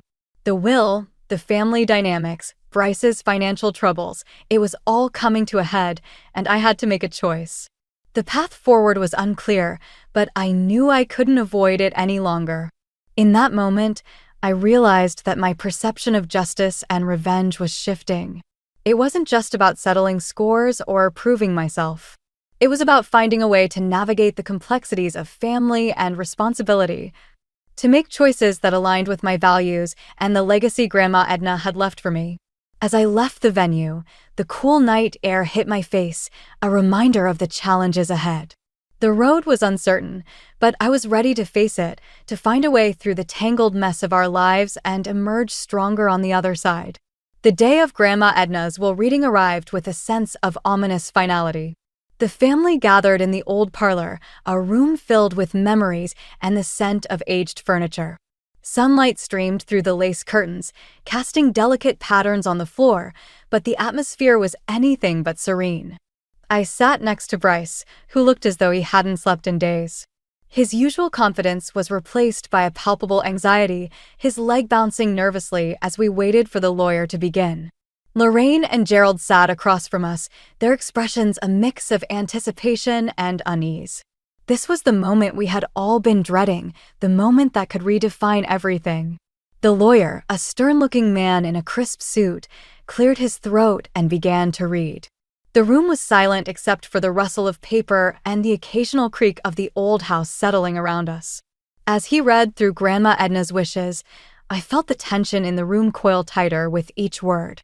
Finally, he reached the part about the family heirlooms. My heart pounded as he announced that they were to be left to me, not Bryce. The room seemed to hold its breath, the air thick with shock and disbelief. Bryce turned to me, his face a mask of betrayal. "Harper, how could you?" he whispered, his voice barely audible but laced with accusation. I shook my head, my own emotions a tumultuous mix of guilt and vindication. "I didn't know, Bryce. I swear." Lorraine's eyes filled with tears, her voice trembling as she spoke. "Why would she do this, Harper? You must have known." "I didn't," I insisted, feeling the weight of their accusations like a physical blow. "I only found out after she passed. I would never." Gerald's voice cut through my protest. "This isn't right. Bryce has always been the one to carry on the family legacy." The room erupted into a cacophony of voices, each one louder and more desperate than the last. I felt myself sinking into the chaos, the accusations swirling around me like a storm. It was as if the foundation of our family was crumbling, and I was powerless to stop it. In the midst of the turmoil, Bryce stood up, his chair scraping loudly against the wooden floor. "I can't believe this," he said, his voice breaking. "You were supposed to be on my side, Harper." I rose to my feet, my own anger flaring. "I've always been on your side, Bryce. But this isn't about sides. It's about what Grandma wanted." He shook his head, his expression one of deep hurt. "I can't do this," he said, turning and leaving the room abruptly. The silence that followed his departure was deafening. I felt hollow, the weight of the situation pressing down on me. My family was fractured, and I didn't know how to fix it. Later, as I sat alone in the garden, the enormity of the day settled over me. The heirlooms, the legacy, the broken bonds, it was all too much. I felt as though I was standing at the edge of a precipice, the ground crumbling beneath my feet. The sound of footsteps on the gravel path drew my attention. It was Lorraine, her expression softer now, but still tinged with sadness. "Harper," she began, sitting beside me on the stone bench. "I know this isn't easy for you." I nodded, not trusting myself to speak. Your grandmother loved you very much, she continued, her voice gentle. She saw something in you that maybe we've overlooked. I looked at her, surprised by her words. I don't know what to do, Mom. I didn't ask for any of this. She sighed, her gaze distant. None of us did. But maybe it's time we start seeing each other for who we really are, not who we expect each other to be. Her words hung in the air, a fragile bridge over the chasm that had opened between us. It was a small comfort, but a comfort nonetheless. As the sun dipped below the horizon, casting the garden in a warm glow, I realized that the path forward wouldn't be easy. But maybe, just maybe, there was a way to rebuild, to find a new kind of balance in the chaos. The themes of revenge and justice had shifted once again, morphing into something deeper, an understanding that true strength came from facing the truth, even when it was painful. As I sat there, I knew that the road ahead would be fraught with challenges, but I was ready to face them, one step at a time. The air was thick with tension as I approached the family home, the weight of the impending confrontation pressing down on me. After the will reading, things had spiraled out of control, and Bryce's financial troubles had become the talk of the town. It was time to face the storm head-on. I found Bryce in the living room, pacing like a caged animal. His usually immaculate suit was rumpled, and his eyes were shadowed with exhaustion. He stopped when he saw me, a flicker of defiance in his gaze. Harper, he said, his voice a mix of accusation and desperation. I thought you were supposed to have my back. I do, Bryce, I replied, keeping my voice steady. But you need to face the truth. He shook his head, a bitter laugh escaping his lips. Truth? What truth? That I'm a failure. I took a step closer, meeting his gaze. No, that you're human. That you've made mistakes, but you can still fix them. He looked away, his jaw clenched. It's not that simple. Maybe not, I conceded, feeling the weight of his struggle. But running from it won't help. Our conversation was interrupted by the sound of footsteps. Tessa appeared in the doorway, her face a mask of hurt and determination. Bryce, she said, her voice trembling slightly. We need to talk. He stiffened, glancing between us. Tessa, No, she interrupted, her voice firm. I've listened long enough. It's time you listen. I moved to leave, giving them space, but Bryce caught my arm. Stay, Harper. Please. I nodded, staying rooted as Tessa stepped forward. Her eyes were bright with unshed tears, but her resolve was clear. Bryce, I love you, but I can't do this alone, she said, her voice steady. You need to be honest. With me, with yourself. He hesitated, the weight of her words hanging in the air. I'm scared, Tessa. She softened, reaching out to him. I know, but we can face this together. I watched as Bryce's defenses crumbled, his vulnerability laid bare. It was a moment of raw honesty, a turning point in the tangled web of our lives. As they talked, I felt a shift within myself. The themes of revenge and justice that had driven me were evolving into something deeper, a desire for healing and understanding. When their conversation ended, Bryce turned to me, his expression a mix of gratitude and uncertainty. Harper, I'm sorry. For everything. I nodded, feeling a sense of peace. We'll figure it out. Together. But just as it seemed the storm was passing, the door swung open and Lorraine and Gerald entered, their faces etched with worry. What's going on? Gerald demanded, his gaze shifting between us. Bryce took a deep breath, stepping forward. I'm in trouble, Dad. Financial trouble. Lorraine's hand flew to her mouth, her eyes wide with shock. Bryce, why didn't you tell us? Because I didn't want to disappoint you, he admitted, his voice breaking.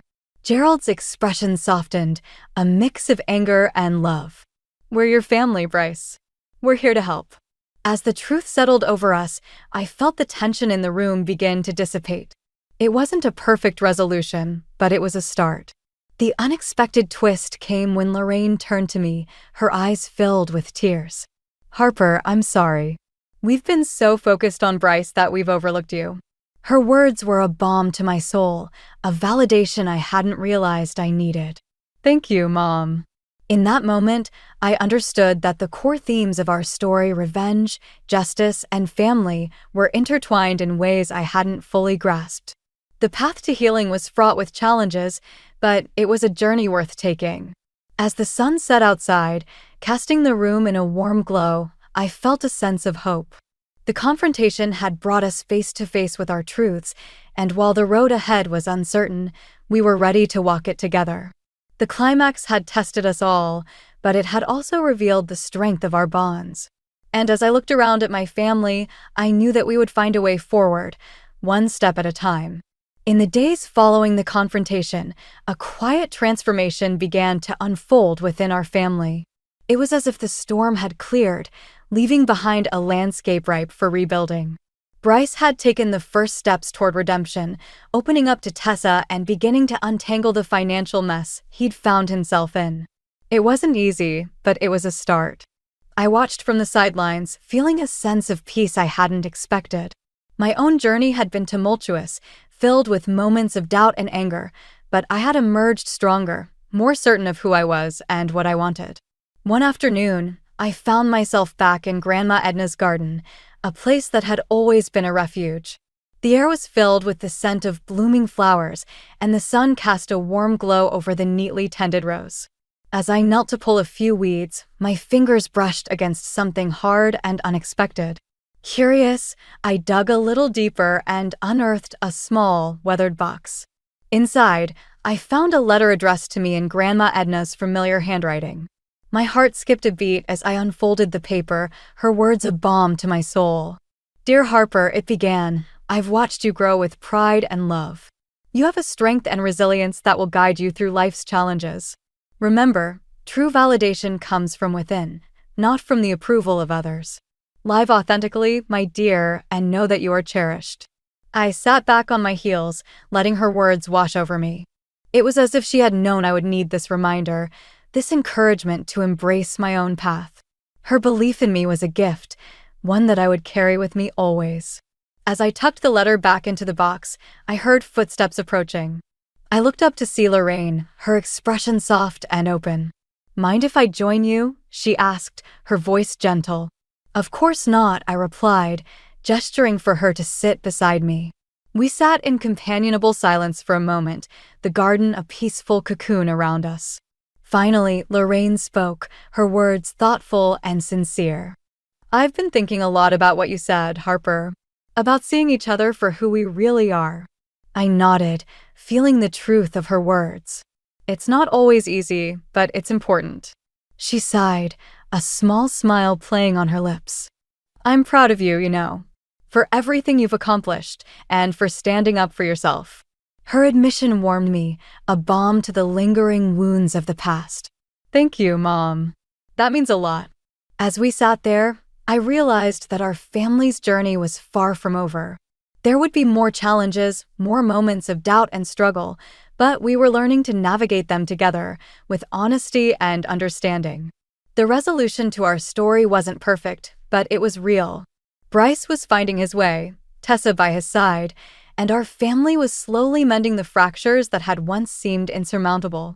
As I rose to leave the garden, a thought struck me, a lingering question that added a layer of complexity to our newfound peace. What if Grandma Edna had left the heirlooms to me not just as a gift, but as a challenge? A challenge to step into my own power, to embrace the legacy she had entrusted to me. It was a question that would linger, a reminder that growth and understanding were ongoing journeys. But as I walked back toward the house, I felt ready to face whatever came next, armed with the knowledge that I was enough, just as I was. The themes of revenge and justice had evolved into something richer, a tapestry of forgiveness, resilience, and love. And as I stepped into the warmth of the house, I knew that whatever the future held, I was ready to meet it head-on. Surrounded by the strength of family and the enduring legacy of those who had come before. The day my sister demanded my house, I was elbow-deep in paint, touching up the living room walls for her engagement dinner. The irony still makes me laugh in that hollow way that hurts your chest. My name is Nicole, and I've spent the last 5 years of my life keeping this house from becoming another statistic in the foreclosure crisis. While my younger sister Roslyn was posting Instagram stories from Cabo, I was working two jobs and living off ramen to make mortgage payments. My father's gambling habit had left in ruins. Nicole! The front door slammed, and Roslyn's voice pierced through my concentration. Why aren't you dressed yet? Everyone will be here in an hour. I climbed down from the stepladder, wiping sweat from my forehead. Just finishing up some touch ups. The wall needed. Nobody cares about the wall. Roslyn waved her perfectly manicured hand dismissively. Her engagement ring caught the light, probably worth more than my entire wardrobe. Easton's parents are coming. This place needs to look perfect. I bit back a response about how this place always looked perfect because I maintained it. Instead, I forced a smile. Give me 20 minutes to shower and change. The doorbell rang just as I was zipping up my dress. Trinity, my best friend and roommate, poked her head into my room. Your parents are here? Want me to run interference? My hero. I applied a quick swipe of lipstick. How bad is it? Your dad's already complaining about the thermostat, and your mom's rearranging the appetizers I set out. Wonderful. I took a deep breath and headed downstairs. There's our Nicole, Mom said, air kissing my cheek. Darling, the house looks. She paused, searching for a criticism. Well, you tried your best. Dad didn't even look up from his phone. Heat's too high in here. You're wasting money. Nice to see you too, I muttered. But they'd already moved on to fawning over Roslyn and Easton, who'd just arrived with his parents. The dinner itself was excruciating. I sat there, picking at my food, while everyone gushed about wedding plans and future grandchildren. Easton's father kept talking about investment opportunities, and I caught my dad's fingers twitching, a tell I knew too well from the gambling days. Then Roslyn cleared her throat. So, Nicole, we wanted to discuss something important with you. The room went quiet. Too quiet. I noticed my parents exchange glances. As you know, Roslyn continued, Easton and I want to start our lives together somewhere special. Somewhere with history. My stomach dropped. I knew where this was going, but surely they wouldn't. We think it would be wonderful, Mom jumped in, if you gave the house to your sister as a wedding present. The fork slipped from my fingers, clattering against the plate. Excuse me? It makes perfect sense, Dad added gruffly. You're single, focused on your career. Roslyn needs a proper family home. A proper family home, I repeated slowly. You mean the home I saved from foreclosure? The one I've been paying for since I was 22? Roslyn rolled her eyes. Don't be dramatic. We all helped. All helped? I stood up so fast my chair scraped against the floor. Where was your help when I was working 60-hour weeks, when I had to drop out of college to make the payments? Now, Nicole, Mom's voice took on that sickly sweet tone she used when trying to manipulate me. We're family. Family supports each other. Family, I laughed, and it sounded strange even to my own ears. Is that what we're calling this? Trinity touched my arm gently.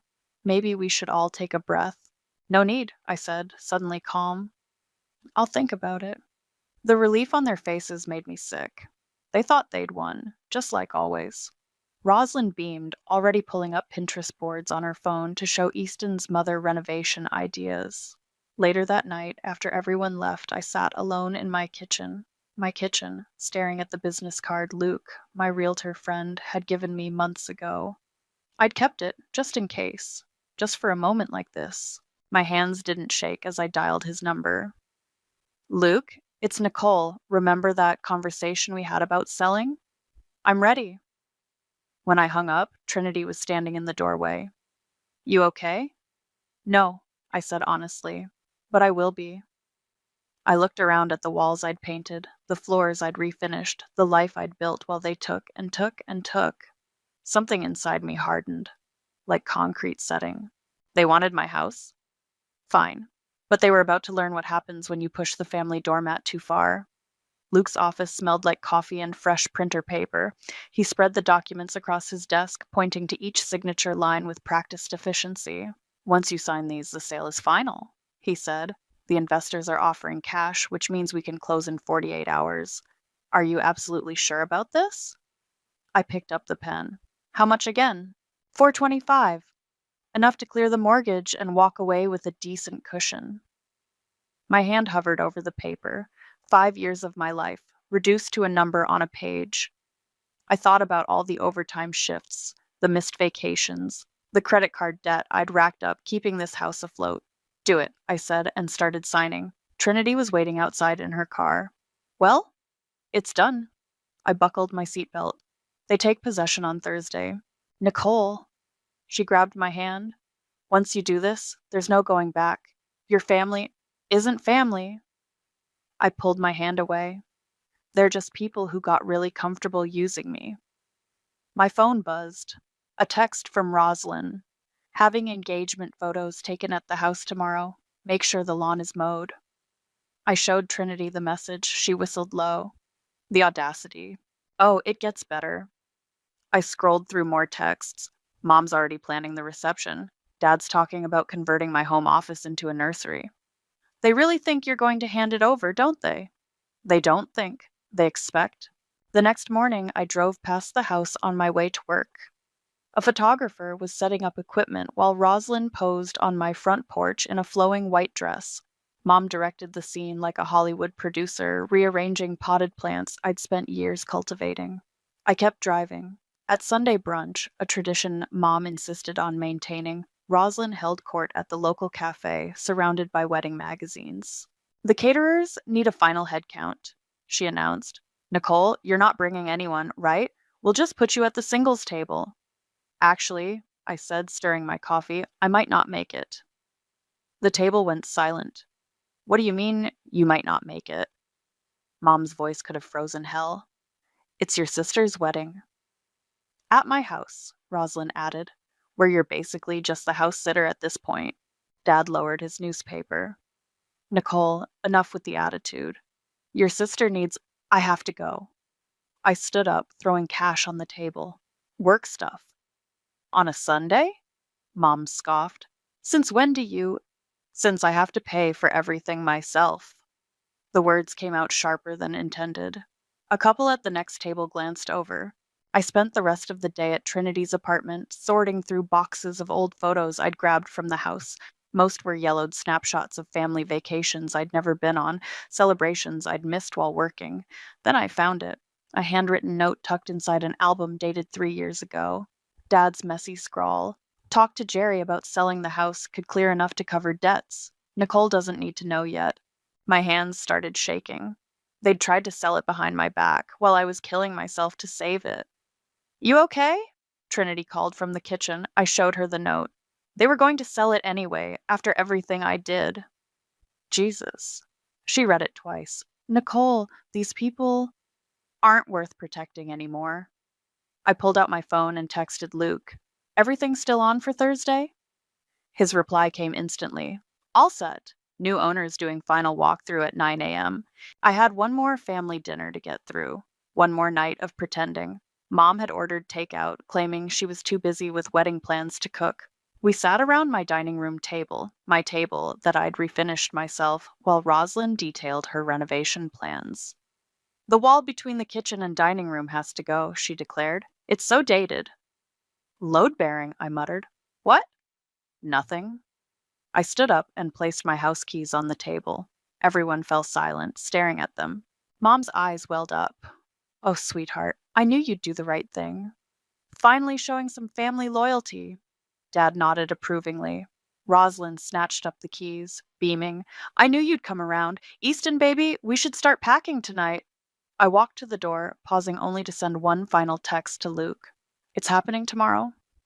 Behind me, I could hear them planning, celebrating, dividing up my life like vultures. They had no idea what was coming. Sometimes karma needs a little push. And tomorrow morning, at exactly 9 a.m., karma was showing up with moving trucks and legal documents. I smiled all the way home. I arrived early for what would be our last family dinner in my house. The moving trucks would arrive tomorrow, but tonight was about watching them dig their own graves with every entitled word.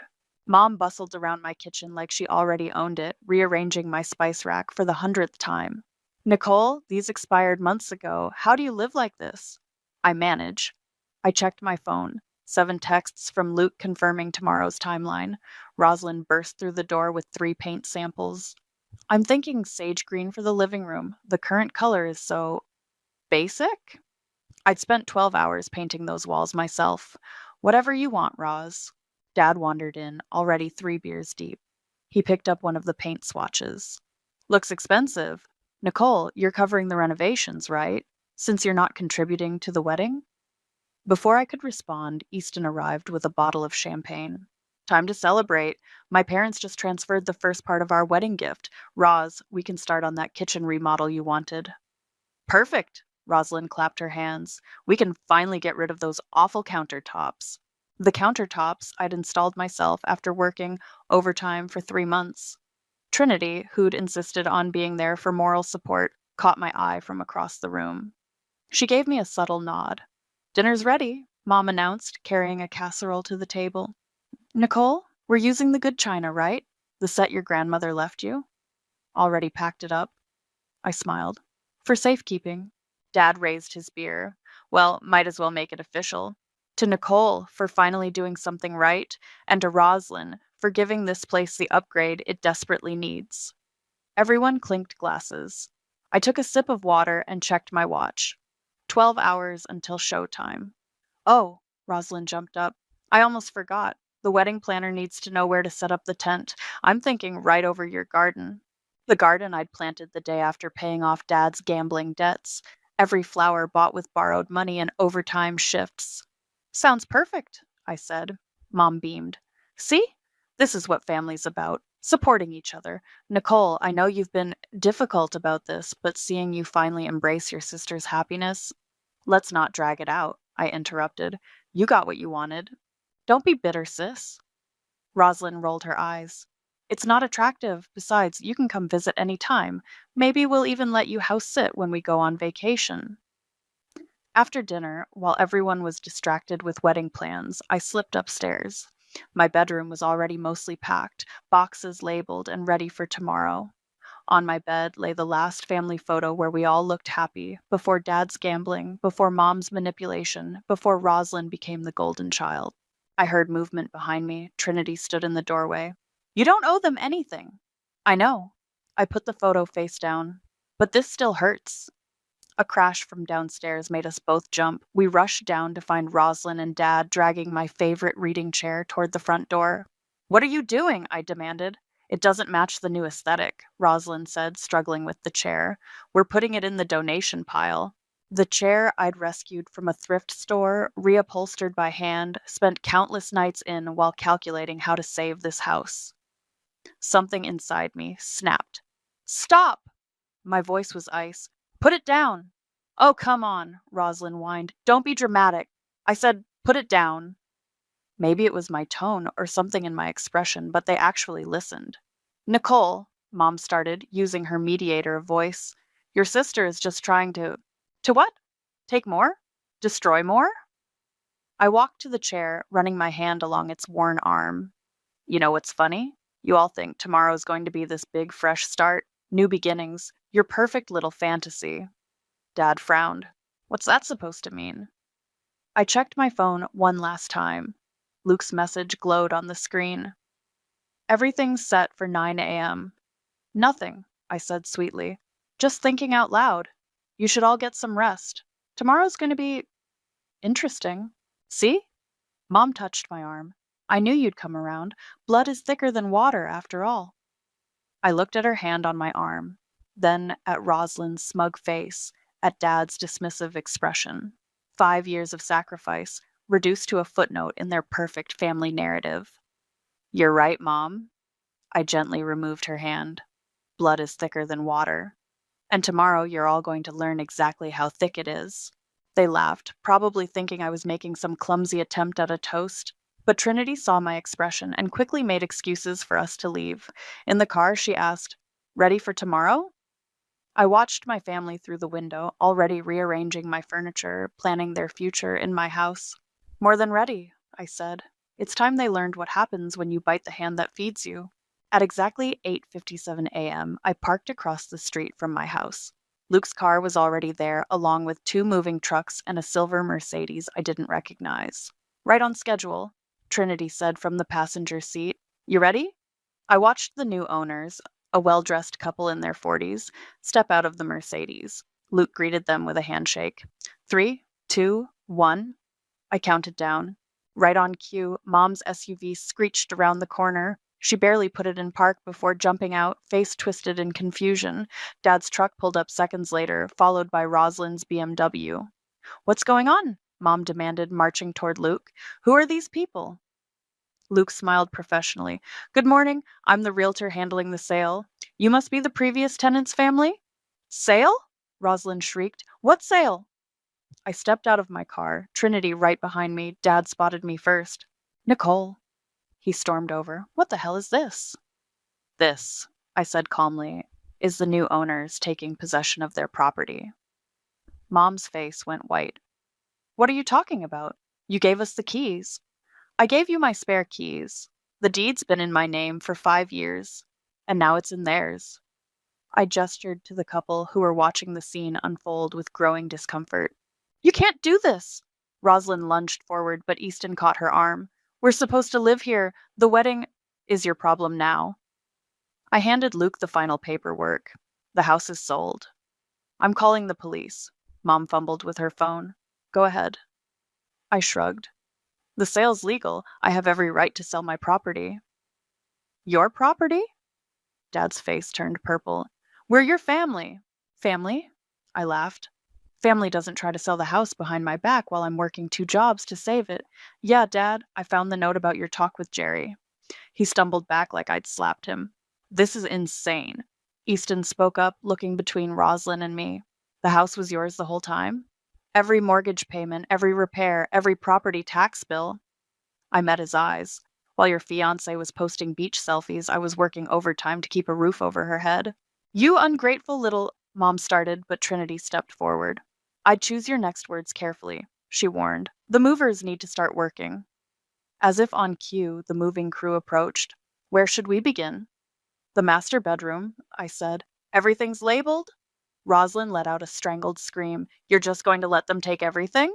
Not everything. I pulled out my phone, showing her the inventory.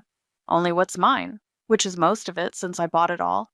But don't worry, I left your old posters in the garage. Mrs. Burton, Luke called to my mother, who was now crying dramatically. You need to move your vehicle. The trucks need access to the driveway. This isn't happening, she sobbed. Nicole, how could you do this to your sister? The same way you did it to me. I met her gaze, by putting myself first. Dad grabbed my arm. You listen here? Security, Luke called out, and 2 uniformed officers stepped out of their patrol car. I hadn't even noticed them arrive. Is there a problem? Dad released me instantly. The new owners would like to begin their move-in. Luke continued smoothly. Anyone not involved in the property transfer needs to leave. This isn't over, Rosalind spat, mascara running down her face. You think you've won? You just nuked this family, Nicole. I looked at her. Really looked at her, for the first time in years. My little sister who'd taken and taken until there was nothing left to take. No, I said quietly. I finally left the blast radius. The next hour was chaos. Mom wailed. Dad threw a chair. Rosalind tried to barricade herself in my office until Easton physically carried her out. Through it all, I stood with Trinity and Luke, watching movers carefully pack my life into trucks. You sure you're ready for all of this? Luke asked as the last box was loaded. I watched my family huddle by their cars, shooting me looks that ranged from hatred to disbelief. 5 years of sacrifice, manipulation, and silent resentment, all coming to a head on a sunny Thursday morning. You know what's funny? I said, climbing into my car. For the first time in years, I feel like I can breathe. Trinity squeezed my hand. Where to? I started the engine, taking one last look at the house I'd saved, the family I'd lost, and the life I was finally leaving behind. Anywhere but here. As we drove away, I caught a glimpse of Rosalind in my rearview mirror, screaming something I couldn't hear. But for once, her voice couldn't reach me. The fallout hit social media first. Mom's Facebook post painted me as a monster who'd betrayed family trust and destroyed her sister's dreams. Her country club friends filled the comments with thoughts and prayers. Have you seen this? Trinity tossed her phone onto our new apartment's coffee table. Your mom's telling people you forged the deed. I scrolled through the post. Funny how she left out the part where they tried to sell it first. My phone buzzed, another blocked number. I'd gotten 12 calls since morning, mostly Dad's gambling buddies offering legal advice. Nicole? A knock at the door made us both jump. It's Easton.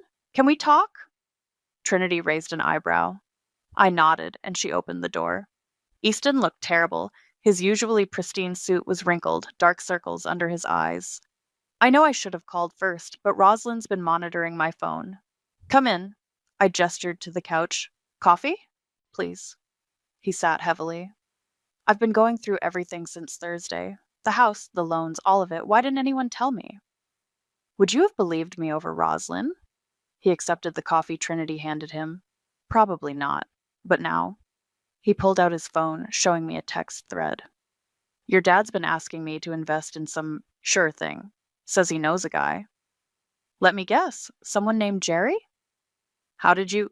Same guy he tried to sell the house to 3 years ago.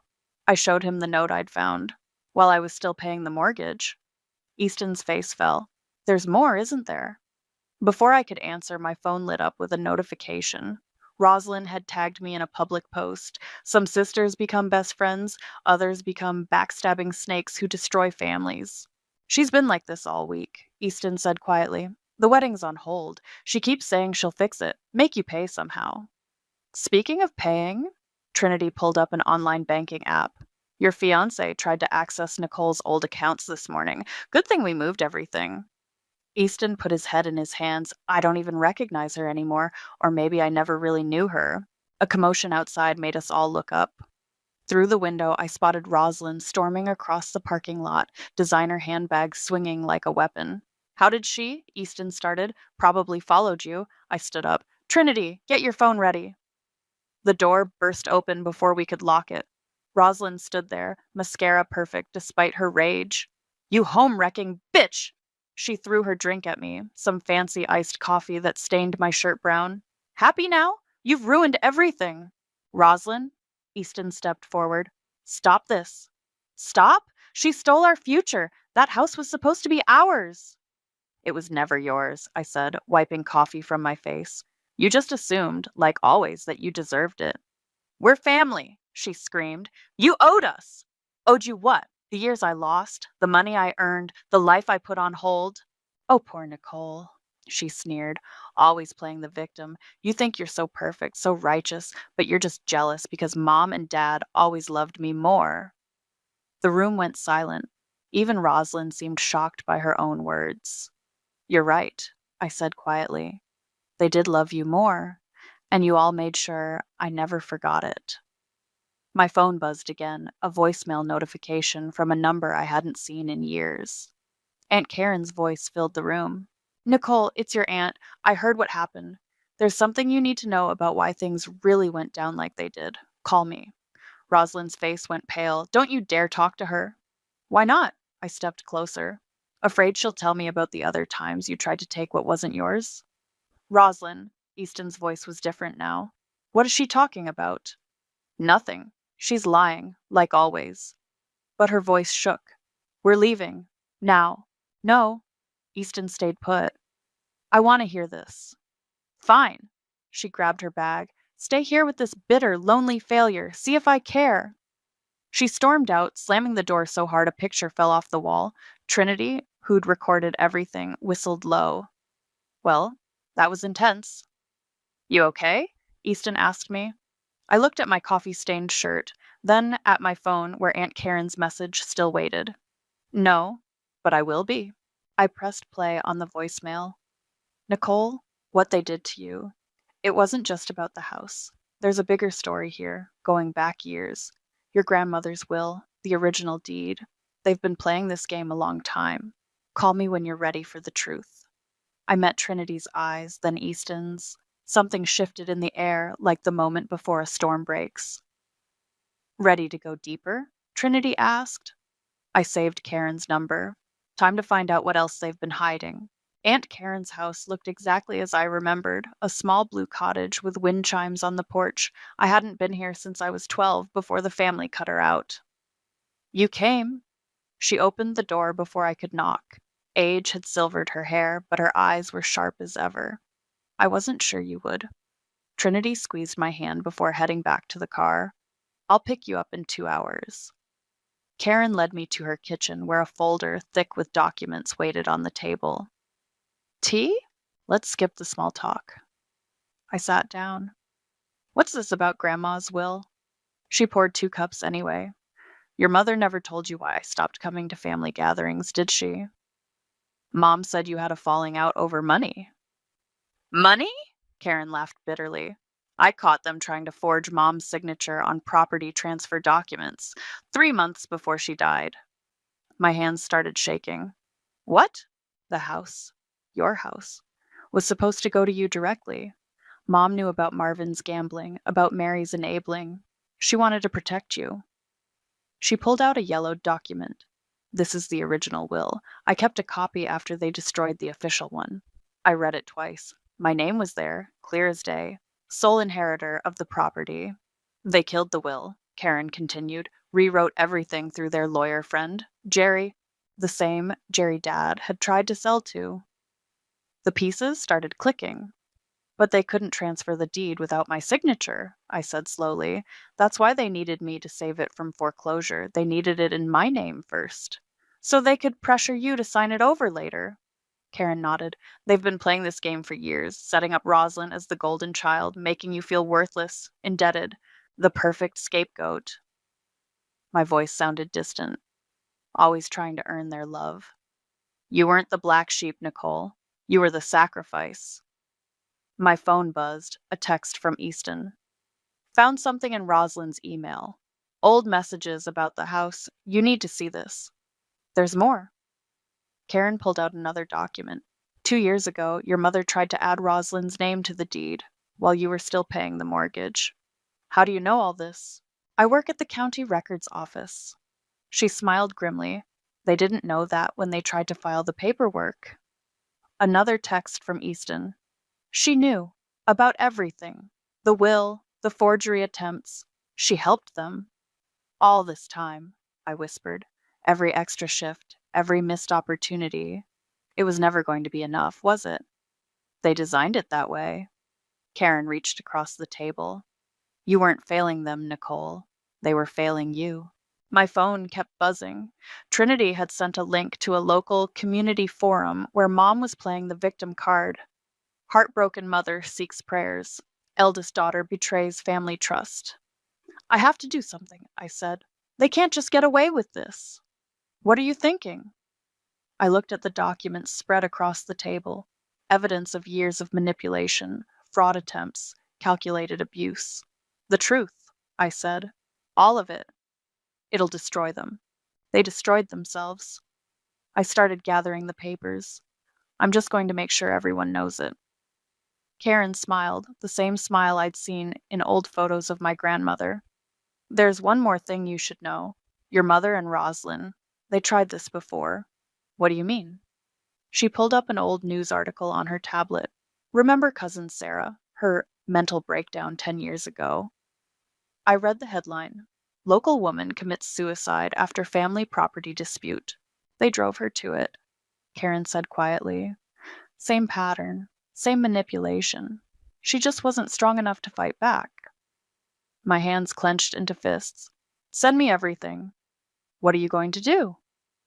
I thought about Rosalind's smug face, Mom's fake tears, Dad's dismissive anger, about years of gaslighting and guilt trips and calculated cruelty.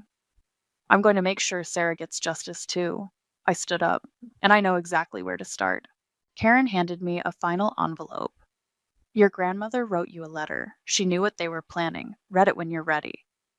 Outside, Trinity was waiting in the car. You okay? You look like you've seen a ghost. More like several. I showed her the documents. Call Easton. Tell him to meet us at the apartment, and see if Luke can recommend a good lawyer. Why? I thought about Sarah, about the will, about years of orchestrated abuse masked as family love. Because it's time for the real story to come out. I pulled out my phone and opened my email, and I know just who to send it to first. The subject line was simple. To the family that never was. Trinity started the car. You sure about this? I looked at Karen standing in her doorway, at the evidence in my lap, at the future stretching out before me, finally free of their shadows. Watch me.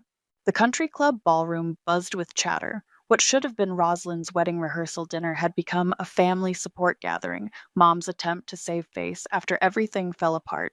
I hadn't planned to come, but when Easton texted that Rosalind was planning to announce a new beginning at the family estate, I knew I couldn't miss it. Ready? Trinity adjusted my blazer as we walked in. Everyone's staring, I muttered. Let them. She linked her arm through mine. They're about to stare a lot harder. Mom spotted us first. Her champagne glass froze halfway to her lips. Nicole, you weren't invited. Actually, I was. I held up Easton's invitation. +1. Dad appeared, face flushed from drinking. You've got some nerve showing up here. Oh, I wouldn't miss this. I smiled, especially not Rosalind's big announcement. As if summoned, Rosalind clinked her glass for attention. She'd lost weight, but her smile was triumphant. Everyone, thank you for coming to support our family during this transitional time, the crowd murmured sympathetically. While recent events have been challenging, she continued, glaring at me, I'm thrilled to announce that Daddy's found a way to buy back our family home. The new owners accepted our offer this morning. Applause broke out. Mom wiped away theatrical tears. That's interesting, I said loudly, considering the new owners signed a non-transfer clause yesterday. The room went silent. What? Rosalind's glass shook. They can't sell for at least 5 years. I pulled out my phone. Oh, and Dad? Jerry called. He said to tell you the casino's still waiting for their money. Dad's face went white. You talked to Jerry? We had a fascinating conversation about forged documents and illegal property transfers. I looked at Mom. Should we tell everyone about Cousin Sarah, too? Don't you dare, Mom hissed. What about Sarah? Someone called from the crowd. Nothing, Rosalind rushed forward. She's lying, like always. Am I?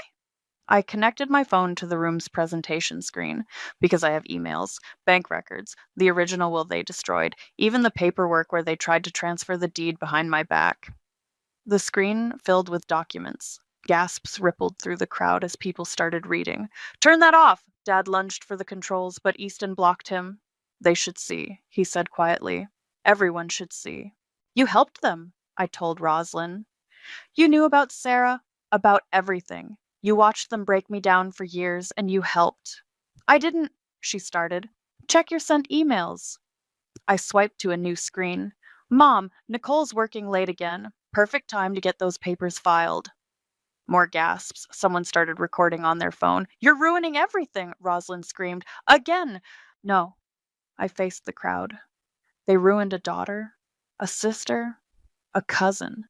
They forged documents, committed fraud, drove Sarah to suicide. Lies! Mom shrieked. We're your family. Family? I laughed. Let me tell you about family. For the next 10 minutes, I laid it all out. The manipulation, the fraud attempts, Sarah's story. With each revelation, the crowd's horror grew. The police have been notified. I finished. The DA's particularly interested in the forged documents, and Sarah's case is being reopened. Dad slumped into a chair. Mom's mascara ran in black rivers. You all gambled with me like some security deposit, I said, my voice carrying across the silent room, and I just cashed out. Rosalind lunged at me, but Trinity stepped between us. Touch her, and assault charges join the fraud ones. This isn't over, Rosalind spat. Actually, it is. Easton stepped forward. I've given statements to the police about everything. The crowd started moving toward the exits, whispers following them like smoke. Mom's country club friends couldn't get out fast enough. You've destroyed this family, Mom sobbed. No. I disconnected my phone. You did that years ago. I'm just making sure everyone knows why. As Trinity and I walked out, I heard Rosalind's last desperate scream. I'll make you pay for this. But her voice held no power anymore. The truth had stripped it away. Outside, Karen was waiting in her car.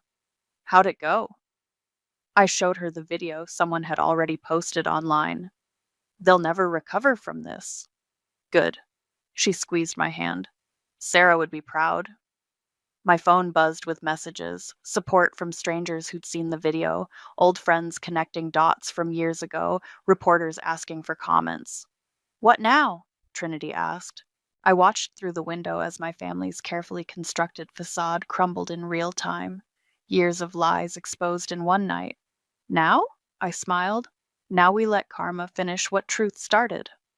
The local news played quietly in my new office as I reviewed renovation plans with Trinity. Our home restoration business was taking off, thanks partly to the viral story of how I'd saved and sold my own house. Another email from a reporter, Trinity said, checking her phone. They want to know if you'll comment on the plea deal. Delete it. I focused on the blueprints. That chapter's closed. The news anchor's voice caught my attention. Local businessman Marvin faces up to 5 years for fraud and forgery charges. His wife Mary and daughter Roslyn await sentencing next week. Trinity muted it. You're not watching the sentencing? Karen's going. For Sarah. I traced a line on the blueprint.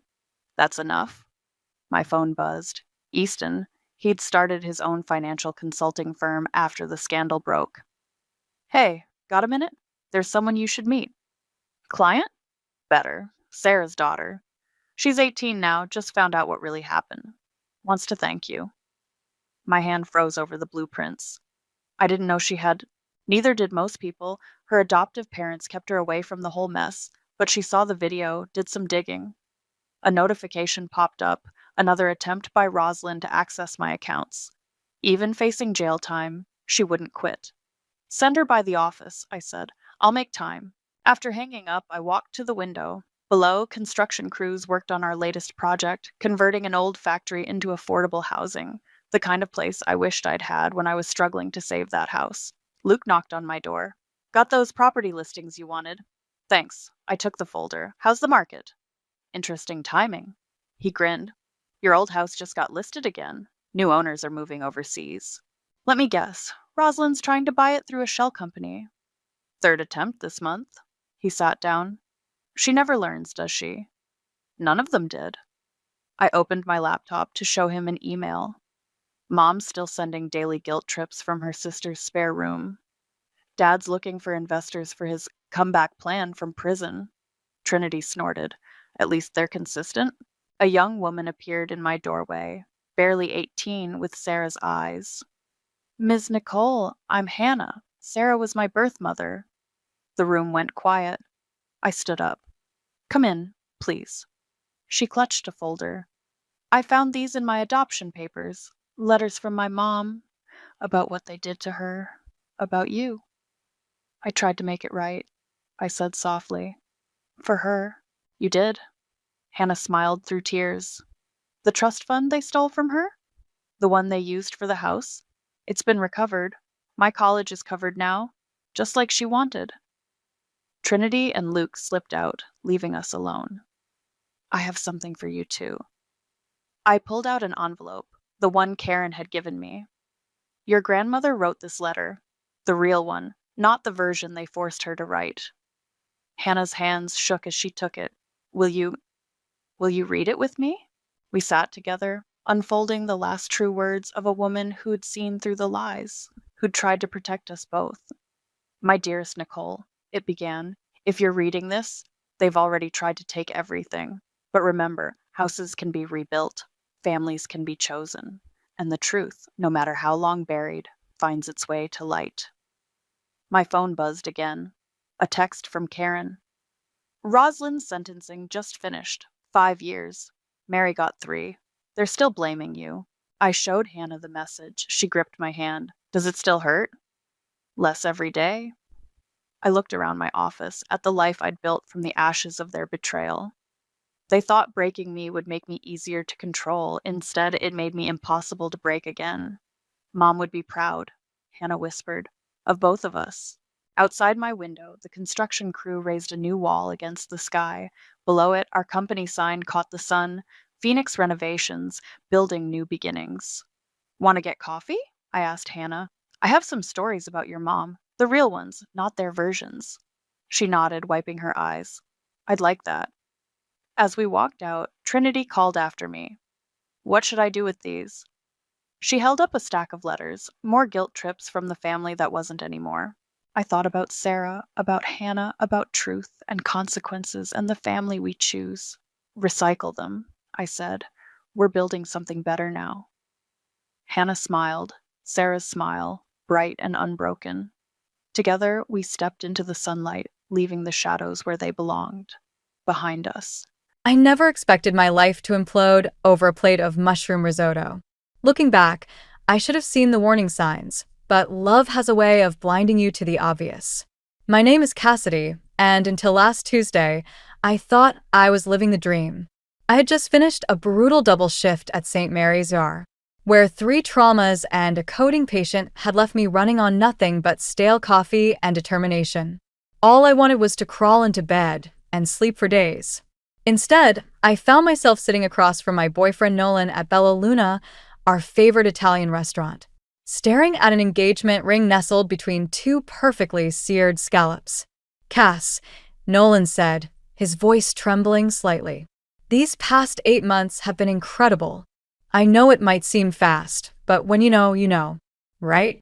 The candlelight caught the diamond sparkle, making my head spin. Or maybe that was the exhaustion. Either way, I felt like I was underwater, watching everything happen in slow motion. Nolan, I don't know what to say. My throat felt tight, and the words came out barely above a whisper. He reached across the table, taking my hand. "Say yes. We can start our life together, build something amazing." My mother's already excited about helping with the wedding plans. And there it was, the mention of Evelyn. I'd only met her twice, but both times left me feeling like I'd been thoroughly assessed and found wanting. She had this way of smiling that never quite reached her eyes, especially when looking at me. "You've already told your mother?" I pulled my hand back, trying to ignore the hurt that flashed across his face. "Well, yeah.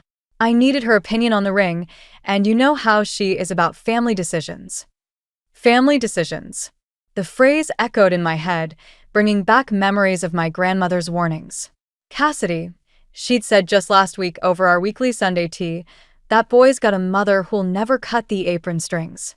Mark my words." I forced a smile, buying time. Can I think about it?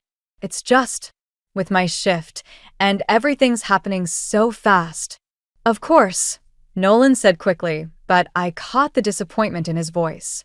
"Take all the time you need. Though Mom's already looking at venues for June. 3 months away."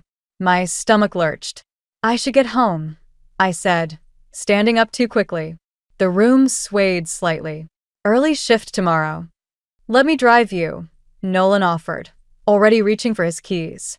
"No, I'll grab an Uber. I need some time to process." I leaned down to kiss his cheek, catching a whiff of his cologne, the one Evelyn had given him for Christmas. Outside, the spring air felt thick with humidity. I called my best friend Brooke while waiting for my ride. "He did what?" she practically screamed through the phone. "After 8 months? And Evelyn's already planning the wedding." "I don't know what to do," I admitted, watching traffic pass by in a blur of headlights. "Something feels off." "Listen to that feeling," Brooke said firmly. "Remember what happened with your parents?" I did remember. Their whirlwind romance, rush marriage, and the devastating car accident 2 years later that left me an orphan. My grandmother had raised me on stories of their passionate but volatile relationship, always ending with the same advice. "Love needs time to grow roots, sweetheart." My phone buzzed with a text from Nolan.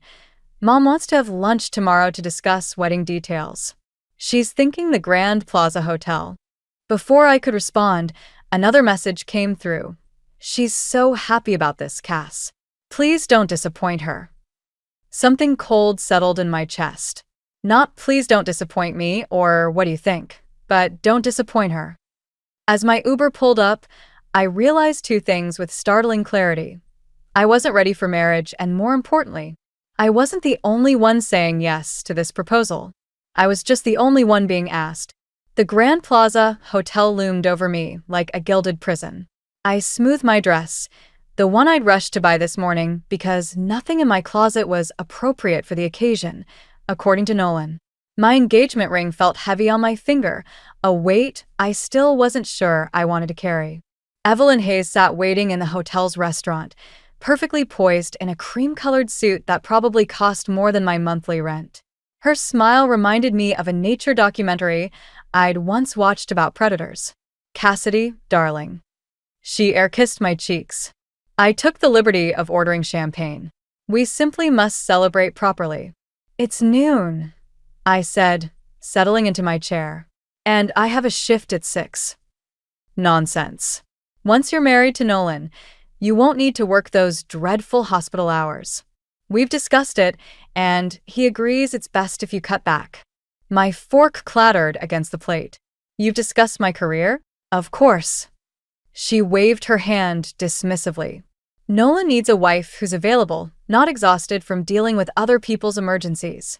Besides, we'll need your help with the family business." "Family business?"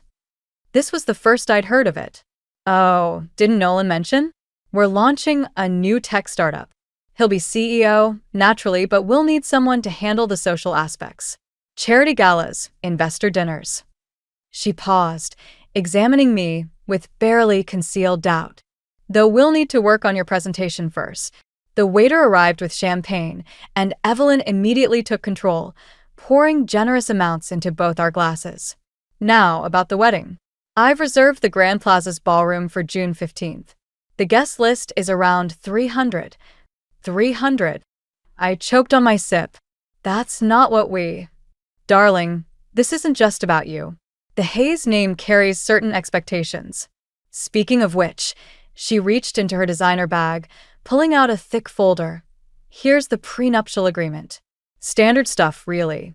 Just protecting everyone's interests." My hands shook as I opened the folder. Legal jargon jumped out at me.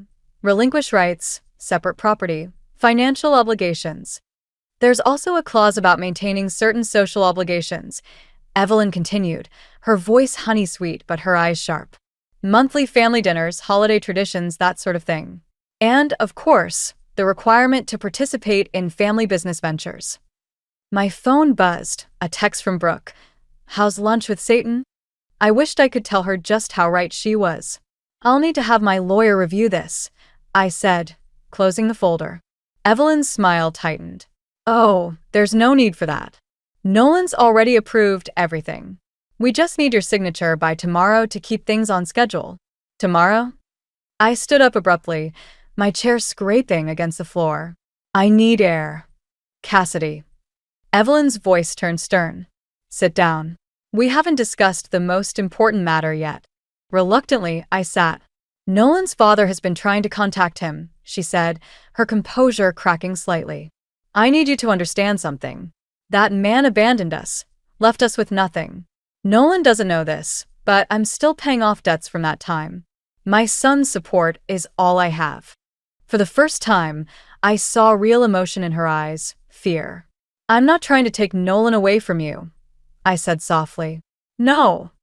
She laughed, a brittle sound.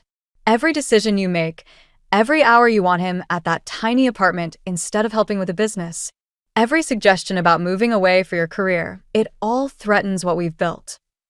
My phone buzzed again. This time it was Nolan. "Mom says you're being difficult about the prenup. Please just sign it for me." Something snapped inside me. I stood up again, gathering my purse. "I need time to think." "Think carefully, Cassidy," Evelyn called after me. "Nolan's happiness depends on family harmony. Don't make him choose." As I rushed through the lobby, I caught my reflection in a mirror, pale, uncertain, diminished. Behind me, I could see Evelyn watching, her expression triumphant. That's when I realized this wasn't just about a wedding. This was about control, about power, about slowly erasing who I was to fit into someone else's picture of perfection. And I was already disappearing.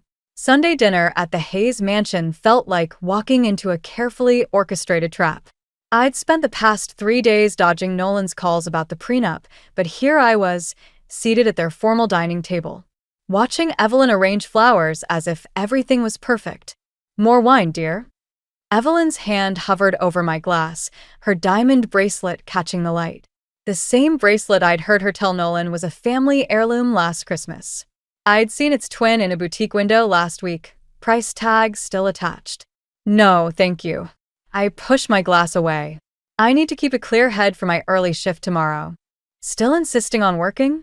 She clicked her tongue. Nolan, darling, didn't you discuss this with her? Before he could answer, the housekeeper appeared with a stack of mail. Mrs. Hayes, these came while you were out. I watched Evelyn sort through the envelopes, her perfectly manicured fingers suddenly freezing on one particular letter. The color drained from her face. Mother? Nolan reached for the envelope, but she snatched it away. It's nothing, just bills. She stood abruptly. I need to make a phone call. Excuse me. The moment she left, I noticed she dropped something, a small photo that had fallen from the envelope. I picked it up, a younger Nolan, maybe 12, standing with a man who had his same warm brown eyes and gentle smile. Nolan, I said softly, is this your father? His expression hardened. Where did you get that? It fell from your mother's mail. I handed him the photo. Why didn't you tell me he was trying to contact you? Because it doesn't matter. He shoved the photo into his pocket. He abandoned us, left Mom with nothing. She had to rebuild everything from scratch. From the hallway, I could hear Evelyn's voice rising. You have no right. After all these years, the agreement was clear? I should check on her, Nolan said, starting to rise. Wait. I grabbed his hand. Don't you want to know what agreement she's talking about? Cassidy, drop it. His voice carried a warning edge I'd never heard before. I stood up, my chair scraping against the hardwood. I'm going to the bathroom. Instead, I followed Evelyn's voice to her study. The door was ajar. The money was supposed to keep you away, she hissed into the phone. You signed away your rights. What do you mean? Tell him the truth? He believes what he needs to believe. My heart pounded as I leaned closer. The company was failing anyway, she continued. The bankruptcy was I. Listen, Richard, if you tell Nolan about the embezzlement charges, about how I set you up to take the fall. A floorboard creaked behind me. I spun around to find Nolan standing there, his face ashen. How much did you hear? He whispered. Enough. I reached for his hand, but he pulled away.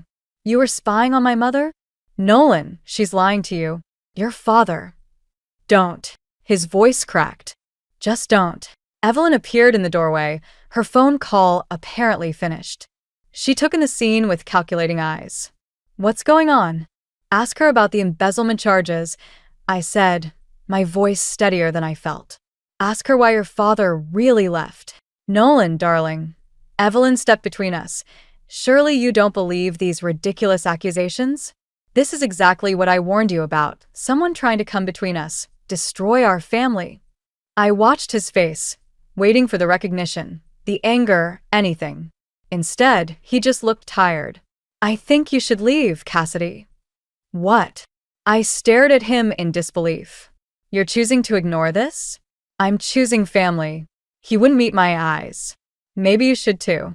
As I walked out of the mansion, my engagement ring caught the setting sun, throwing prisms across the manicured lawn. Behind me, I heard Evelyn's voice, soft and soothing, already rewriting the narrative. I slipped the ring off my finger and placed it on the front step.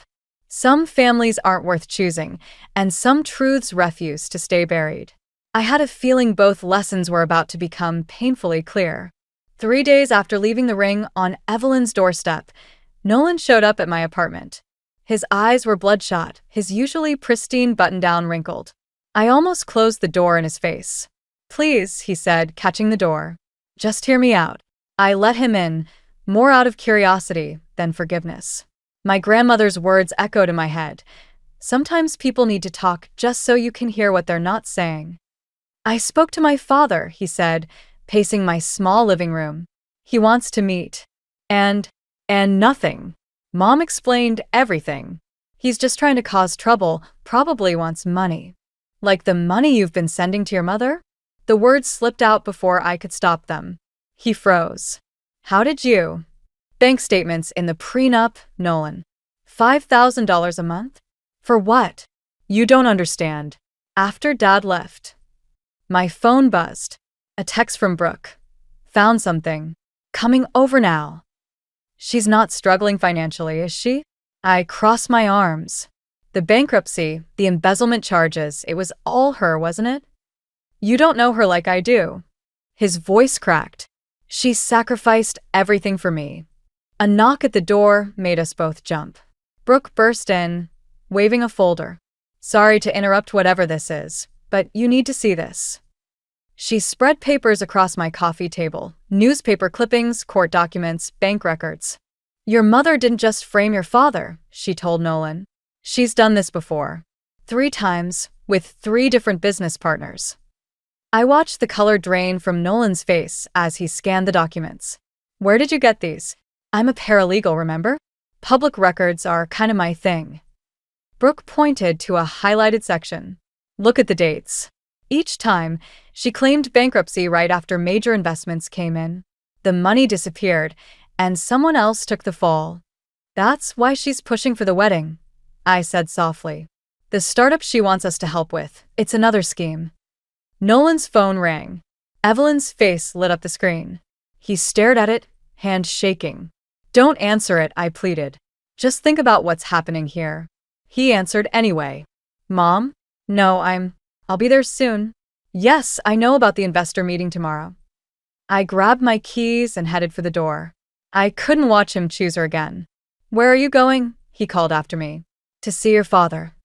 That stopped him cold. What? He's staying at the Riverside Hotel. Brooke found him. I turned to face Nolan. I'm going to hear his side of the story. You can come with me, or you can go back to pretending everything's fine. Cassidy, please. He reached for me, but I stepped back. If I don't help her with this investment deal, then what? She'll be exposed? Have to face consequences? Or are you more afraid she'll stop loving you? His silence was answer enough. You know what's funny? I said, my hand on the doorknob. I used to think my parents' rushed marriage was a tragedy. But at least they were brave enough to choose each other, even if it ended badly. You can't even choose yourself. I love you, he whispered. No, you love the idea of me. Someone to help maintain your mother's perfect facade. But I won't be another person she destroys. As I walked out, Brooke following close behind, I heard his phone ring again. This time, when he answered, his voice was different. Harder. Mother, he said, we need to talk about Richard Hayes. I closed the door before I could hear more. Sometimes the bravest thing isn't fighting for love, it's walking away before it destroys you. And sometimes revenge isn't about getting even, but about forcing the truth into the light. I had a feeling Evelyn Hayes was about to learn both lessons the hard way. The Riverside Hotel lobby felt like neutral ground in a war I never wanted to fight. Richard Hayes sat across from me, stirring his coffee with slow, deliberate movements. He had Nolan's eyes, but there was a weariness in them that spoke of years spent carrying a heavy truth. I tried to warn him, Richard said, sliding a manila envelope across the table. Every time I got close, Evelyn would. He trailed off, his hands shaking slightly. Inside the envelope were photos. Evelyn with different men in business suits, signing documents, shaking hands. Dates stamped in the corners showed a pattern spanning years. Each photo had a corresponding news clipping about a failed business venture, a mysterious bankruptcy, a ruined reputation. My phone buzzed. Nolan, where are you? Mom's investors are waiting. I ignored it. Why didn't you fight harder? She threatened to tell Nolan I'd stolen from him. His college fund, his inheritance from my parents. She made it look like I'd taken everything. Richard's voice cracked. I thought leaving would protect him. I was wrong. Another text, this time from Brooke. SOS. Evelyn's at your grandmother's house. My blood ran cold. I have to go. Wait. Richard grabbed my arm. There's something else. The new startup? She's already sold the patents. The investors' money will disappear before the ink dries on their checks. I ran 3 red lights getting to my grandmother's house. Evelyn's Mercedes was in the driveway, next to Nolan's car. Through the window, I could see them in the living room, Evelyn standing, my grandmother in her favorite chair, Nolan pacing between them. Just want what's best for everyone, Evelyn was saying as I burst in. Surely you understand, Mabel? A grandmother's duty to protect her family? My grandmother's face was steel. The only thing I understand is that you're threatening mine. Threatening? I stepped into the room. What's going on? Cassidy.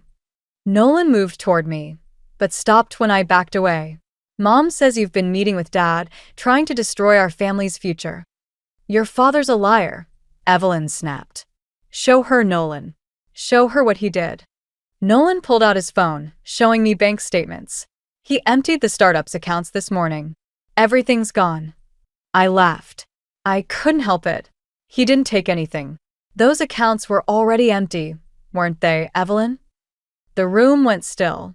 What are you talking about? Nolan's voice was small, uncertain. I pulled out the photos Richard had given me. Your mother sold the patents last week.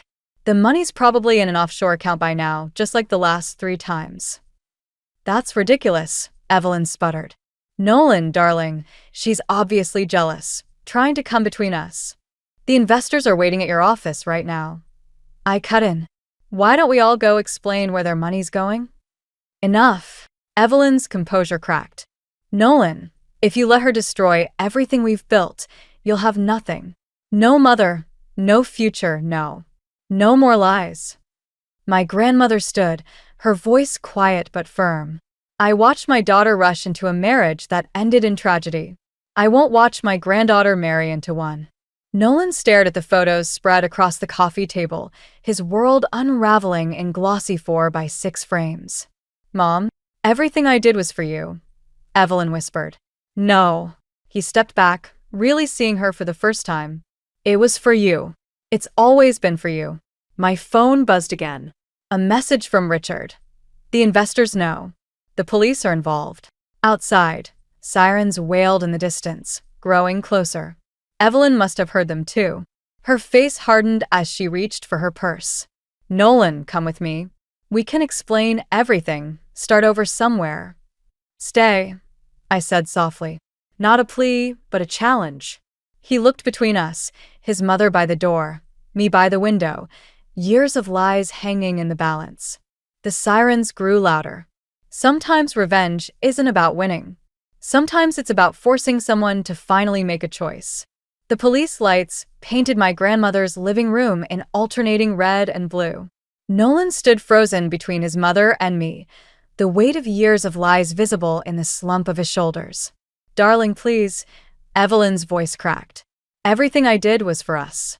Before Nolan could respond, the front door burst open. 2 officers entered, followed by Richard and a man in a suit who introduced himself as Detective Morgan. Evelyn Hayes? The detective stepped forward. We need to discuss the missing investor funds. What happened next seemed to unfold in slow motion. Evelyn's hand diving into her purse, a metallic glint, my grandmother's sharp intake of breath. The gun looked absurdly small in Evelyn's manicured hands. Nobody moves, she said, her voice steady despite her trembling hands. Nolan, get your father's briefcase. The one with the real documents. Richard stepped forward. Evelyn, don't. Shut up. The gun swung toward him. You don't get to play hero now. Not after abandoning us. Mom. Nolan's voice was barely a whisper. Put it down. I can't go to prison. Tears streaked her perfect makeup. We'll leave together, start fresh. Like we always planned. My phone buzzed in my pocket. Brooke, probably wondering why I wasn't answering her texts. The slight movement drew Evelyn's attention, and suddenly I was staring down the barrel of her gun. This is your fault, she snarled. You turned him against me. You and your perfect little family with your perfect little life. My perfect life? I laughed, a harsh sound that surprised even me. My parents died when I was 12. I worked 60-hour weeks saving other people's lives while trying to build my own. The only perfect thing in my life was loving your son, and you poisoned that too. The officers had their weapons drawn, but Evelyn was using me as a shield now, backing toward the door. Nolan, come with me. Now. I caught his eye, saw the terror there, the desperate need to please warring with a truth he could no longer deny. It's okay, I said softly. Choose yourself this time. Shut up. Evelyn's arm tightened around my neck. Nolan, I'm your mother. Everything I did was for you. The money, the lies, I had to protect us. Protect us? Nolan's voice grew stronger. You destroyed us. You destroyed him. He gestured to his father. And now you're destroying yourself. Then I'll destroy her too. The gun pressed harder against my temple. Time seemed to stretch like taffy. I could hear my grandmother praying softly, smell Evelyn's expensive perfume mixed with fierce sweat, feel my own heart hammering against my ribs. Mom. Nolan took a step forward, hands raised. I'll go with you. Just let her go. My heart stopped. Nolan, don't. Quiet. Evelyn's grip loosened slightly. You mean it? You'll come? Of course. He took another step. I'm your son. I'll always choose you. The moment her arm relaxed, I drove my elbow back hard, just like the self-defense class Brooke had dragged me to last year. The gun clattered to the floor. Officers swarmed forward. But Nolan was already moving, scooping up the weapon before anyone could reach it. For one terrible moment, I thought he might give it back to her. Instead, he handed it to Detective Morgan. As they led Evelyn away in handcuffs, her screams echoing through the neighborhood, I realized this wasn't the victory I'd imagined. There was no satisfaction in watching someone's world implode, even if they deserved it. Nolan wouldn't look at any of us, his father's attempt to comfort him rebuffed with a sharp shoulder turn. He walked out without a word, following the police cars that carried his mother away. My grandmother's hand found mine, squeezing gently. Sometimes winning feels an awful lot like losing, doesn't it? I watched Nolan's car disappear around the corner, taking with it all my dreams of what could have been. She was right. This didn't feel like winning at all. The call came at 3 a.m, 2 weeks after Evelyn's arrest. My grandmother had suffered a massive stroke. By the time I reached the hospital, she was gone. I stood in her empty house 3 days later, surrounded by sympathy casseroles and the echoes of her absence, when the doorbell rang. Through the peephole, I saw Nolan, looking as haunted as I felt. I heard about Mabel, he said softly. I'm so sorry. Before I could respond, a familiar Mercedes pulled into the driveway. Evelyn, out on bail, emerged wearing designer black like she was attending a fashion show instead of showing up uninvited after a funeral. What are you doing here? My voice came out harder than I'd ever heard it. Paying my respects, Evelyn said, brushing past me into the house. And discussing the estate. The estate? I stared at her, uncomprehending. Your grandmother's property. She pulled out a document. Given recent events and Nolan's claim as your former fiancé, we have a right to. Get out. The words felt like ice in my mouth. Darling, be reasonable. She settled onto my grandmother's favorite chair. This house has significant value. Given everything your family put us through. Everything we put you through? Something snapped inside me. You held a gun to my head. A momentary lapse in judgment. She waved dismissively. But the fact remains, Nolan invested considerable time and resources in this relationship. We're entitled to compensation. Mom, stop. Nolan stepped between us. This isn't why I came. No. I laughed bitterly. Then why did you come, Nolan? To apologize? To try to make things right? Or did she convince you there was money to be made here too? He flinched. Cass, please. Don't. I moved to my grandmother's desk, pulled out the envelope I'd found that morning. She left letters. For both of us. Evelyn stood. Whatever that woman wrote. That woman, I cut in, knew exactly who you were. She wrote about women like you, who destroy their children with love that's really just control.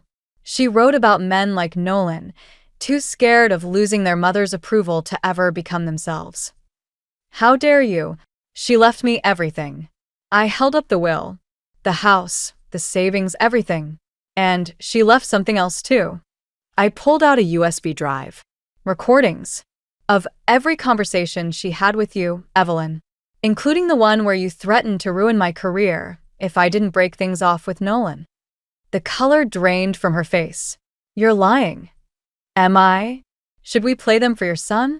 For your lawyers? I stepped closer. Or should we talk about the real reason you're here?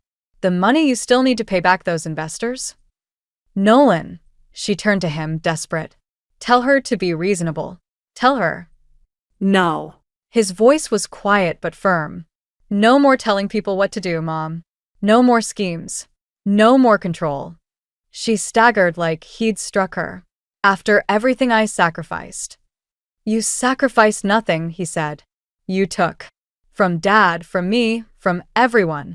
And I let you, because I thought that's what love looked like. I handed him his grandmother's letter. She wrote this for you. About choices and healing and finding your own way. He took it with trembling hands. Evelyn reached for it, but he pulled away. Get out, Mom. His voice broke. Just Get out.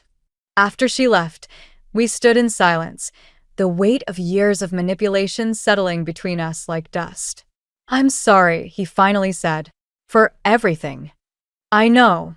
I touched his arm gently. But sorry isn't enough anymore. He nodded, understanding. What will you do now?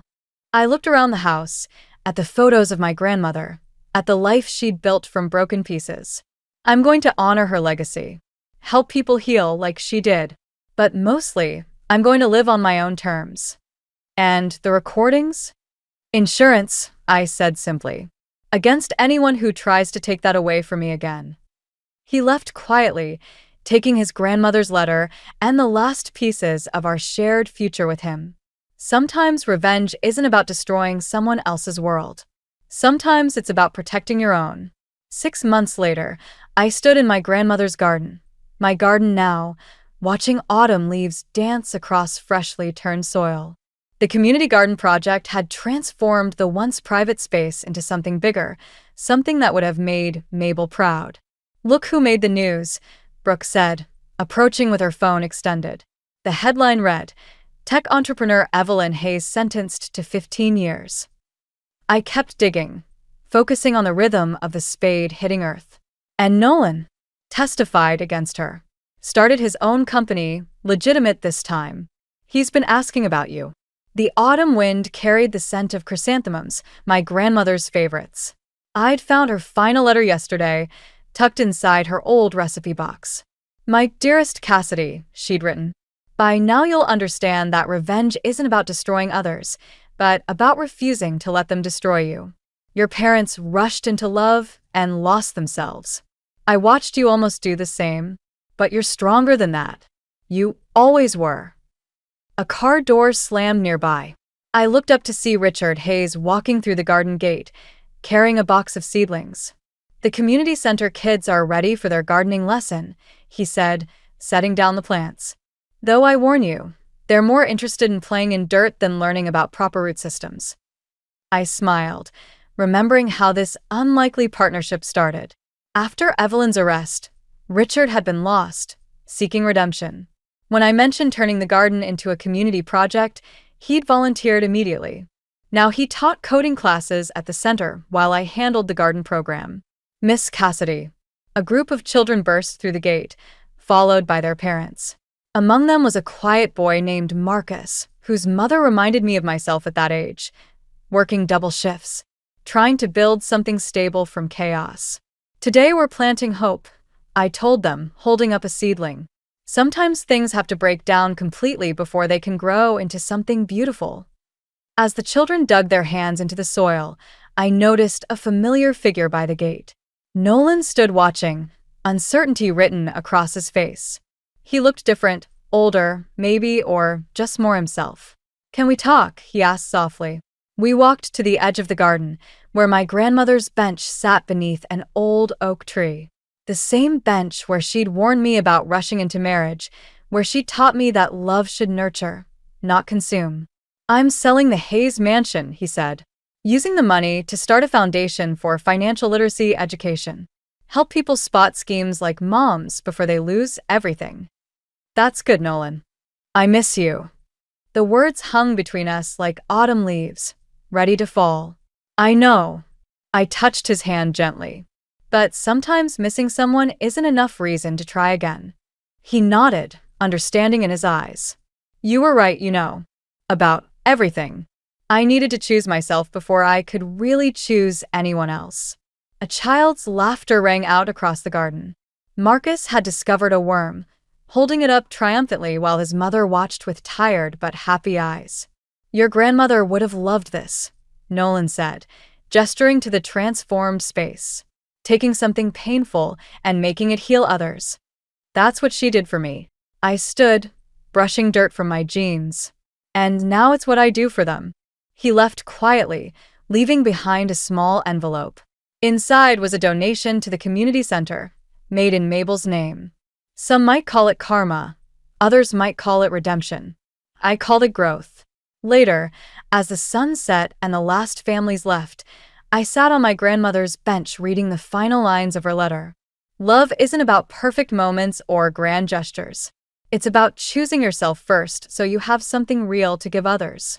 You've chosen well, my dear. Now help others do the same. I folded the letter and looked at my dirt-stained hands, at the garden full of new beginnings, at the life I'd built from broken pieces. Sometimes the best revenge isn't about getting even. It's about getting free. And I was finally completely free.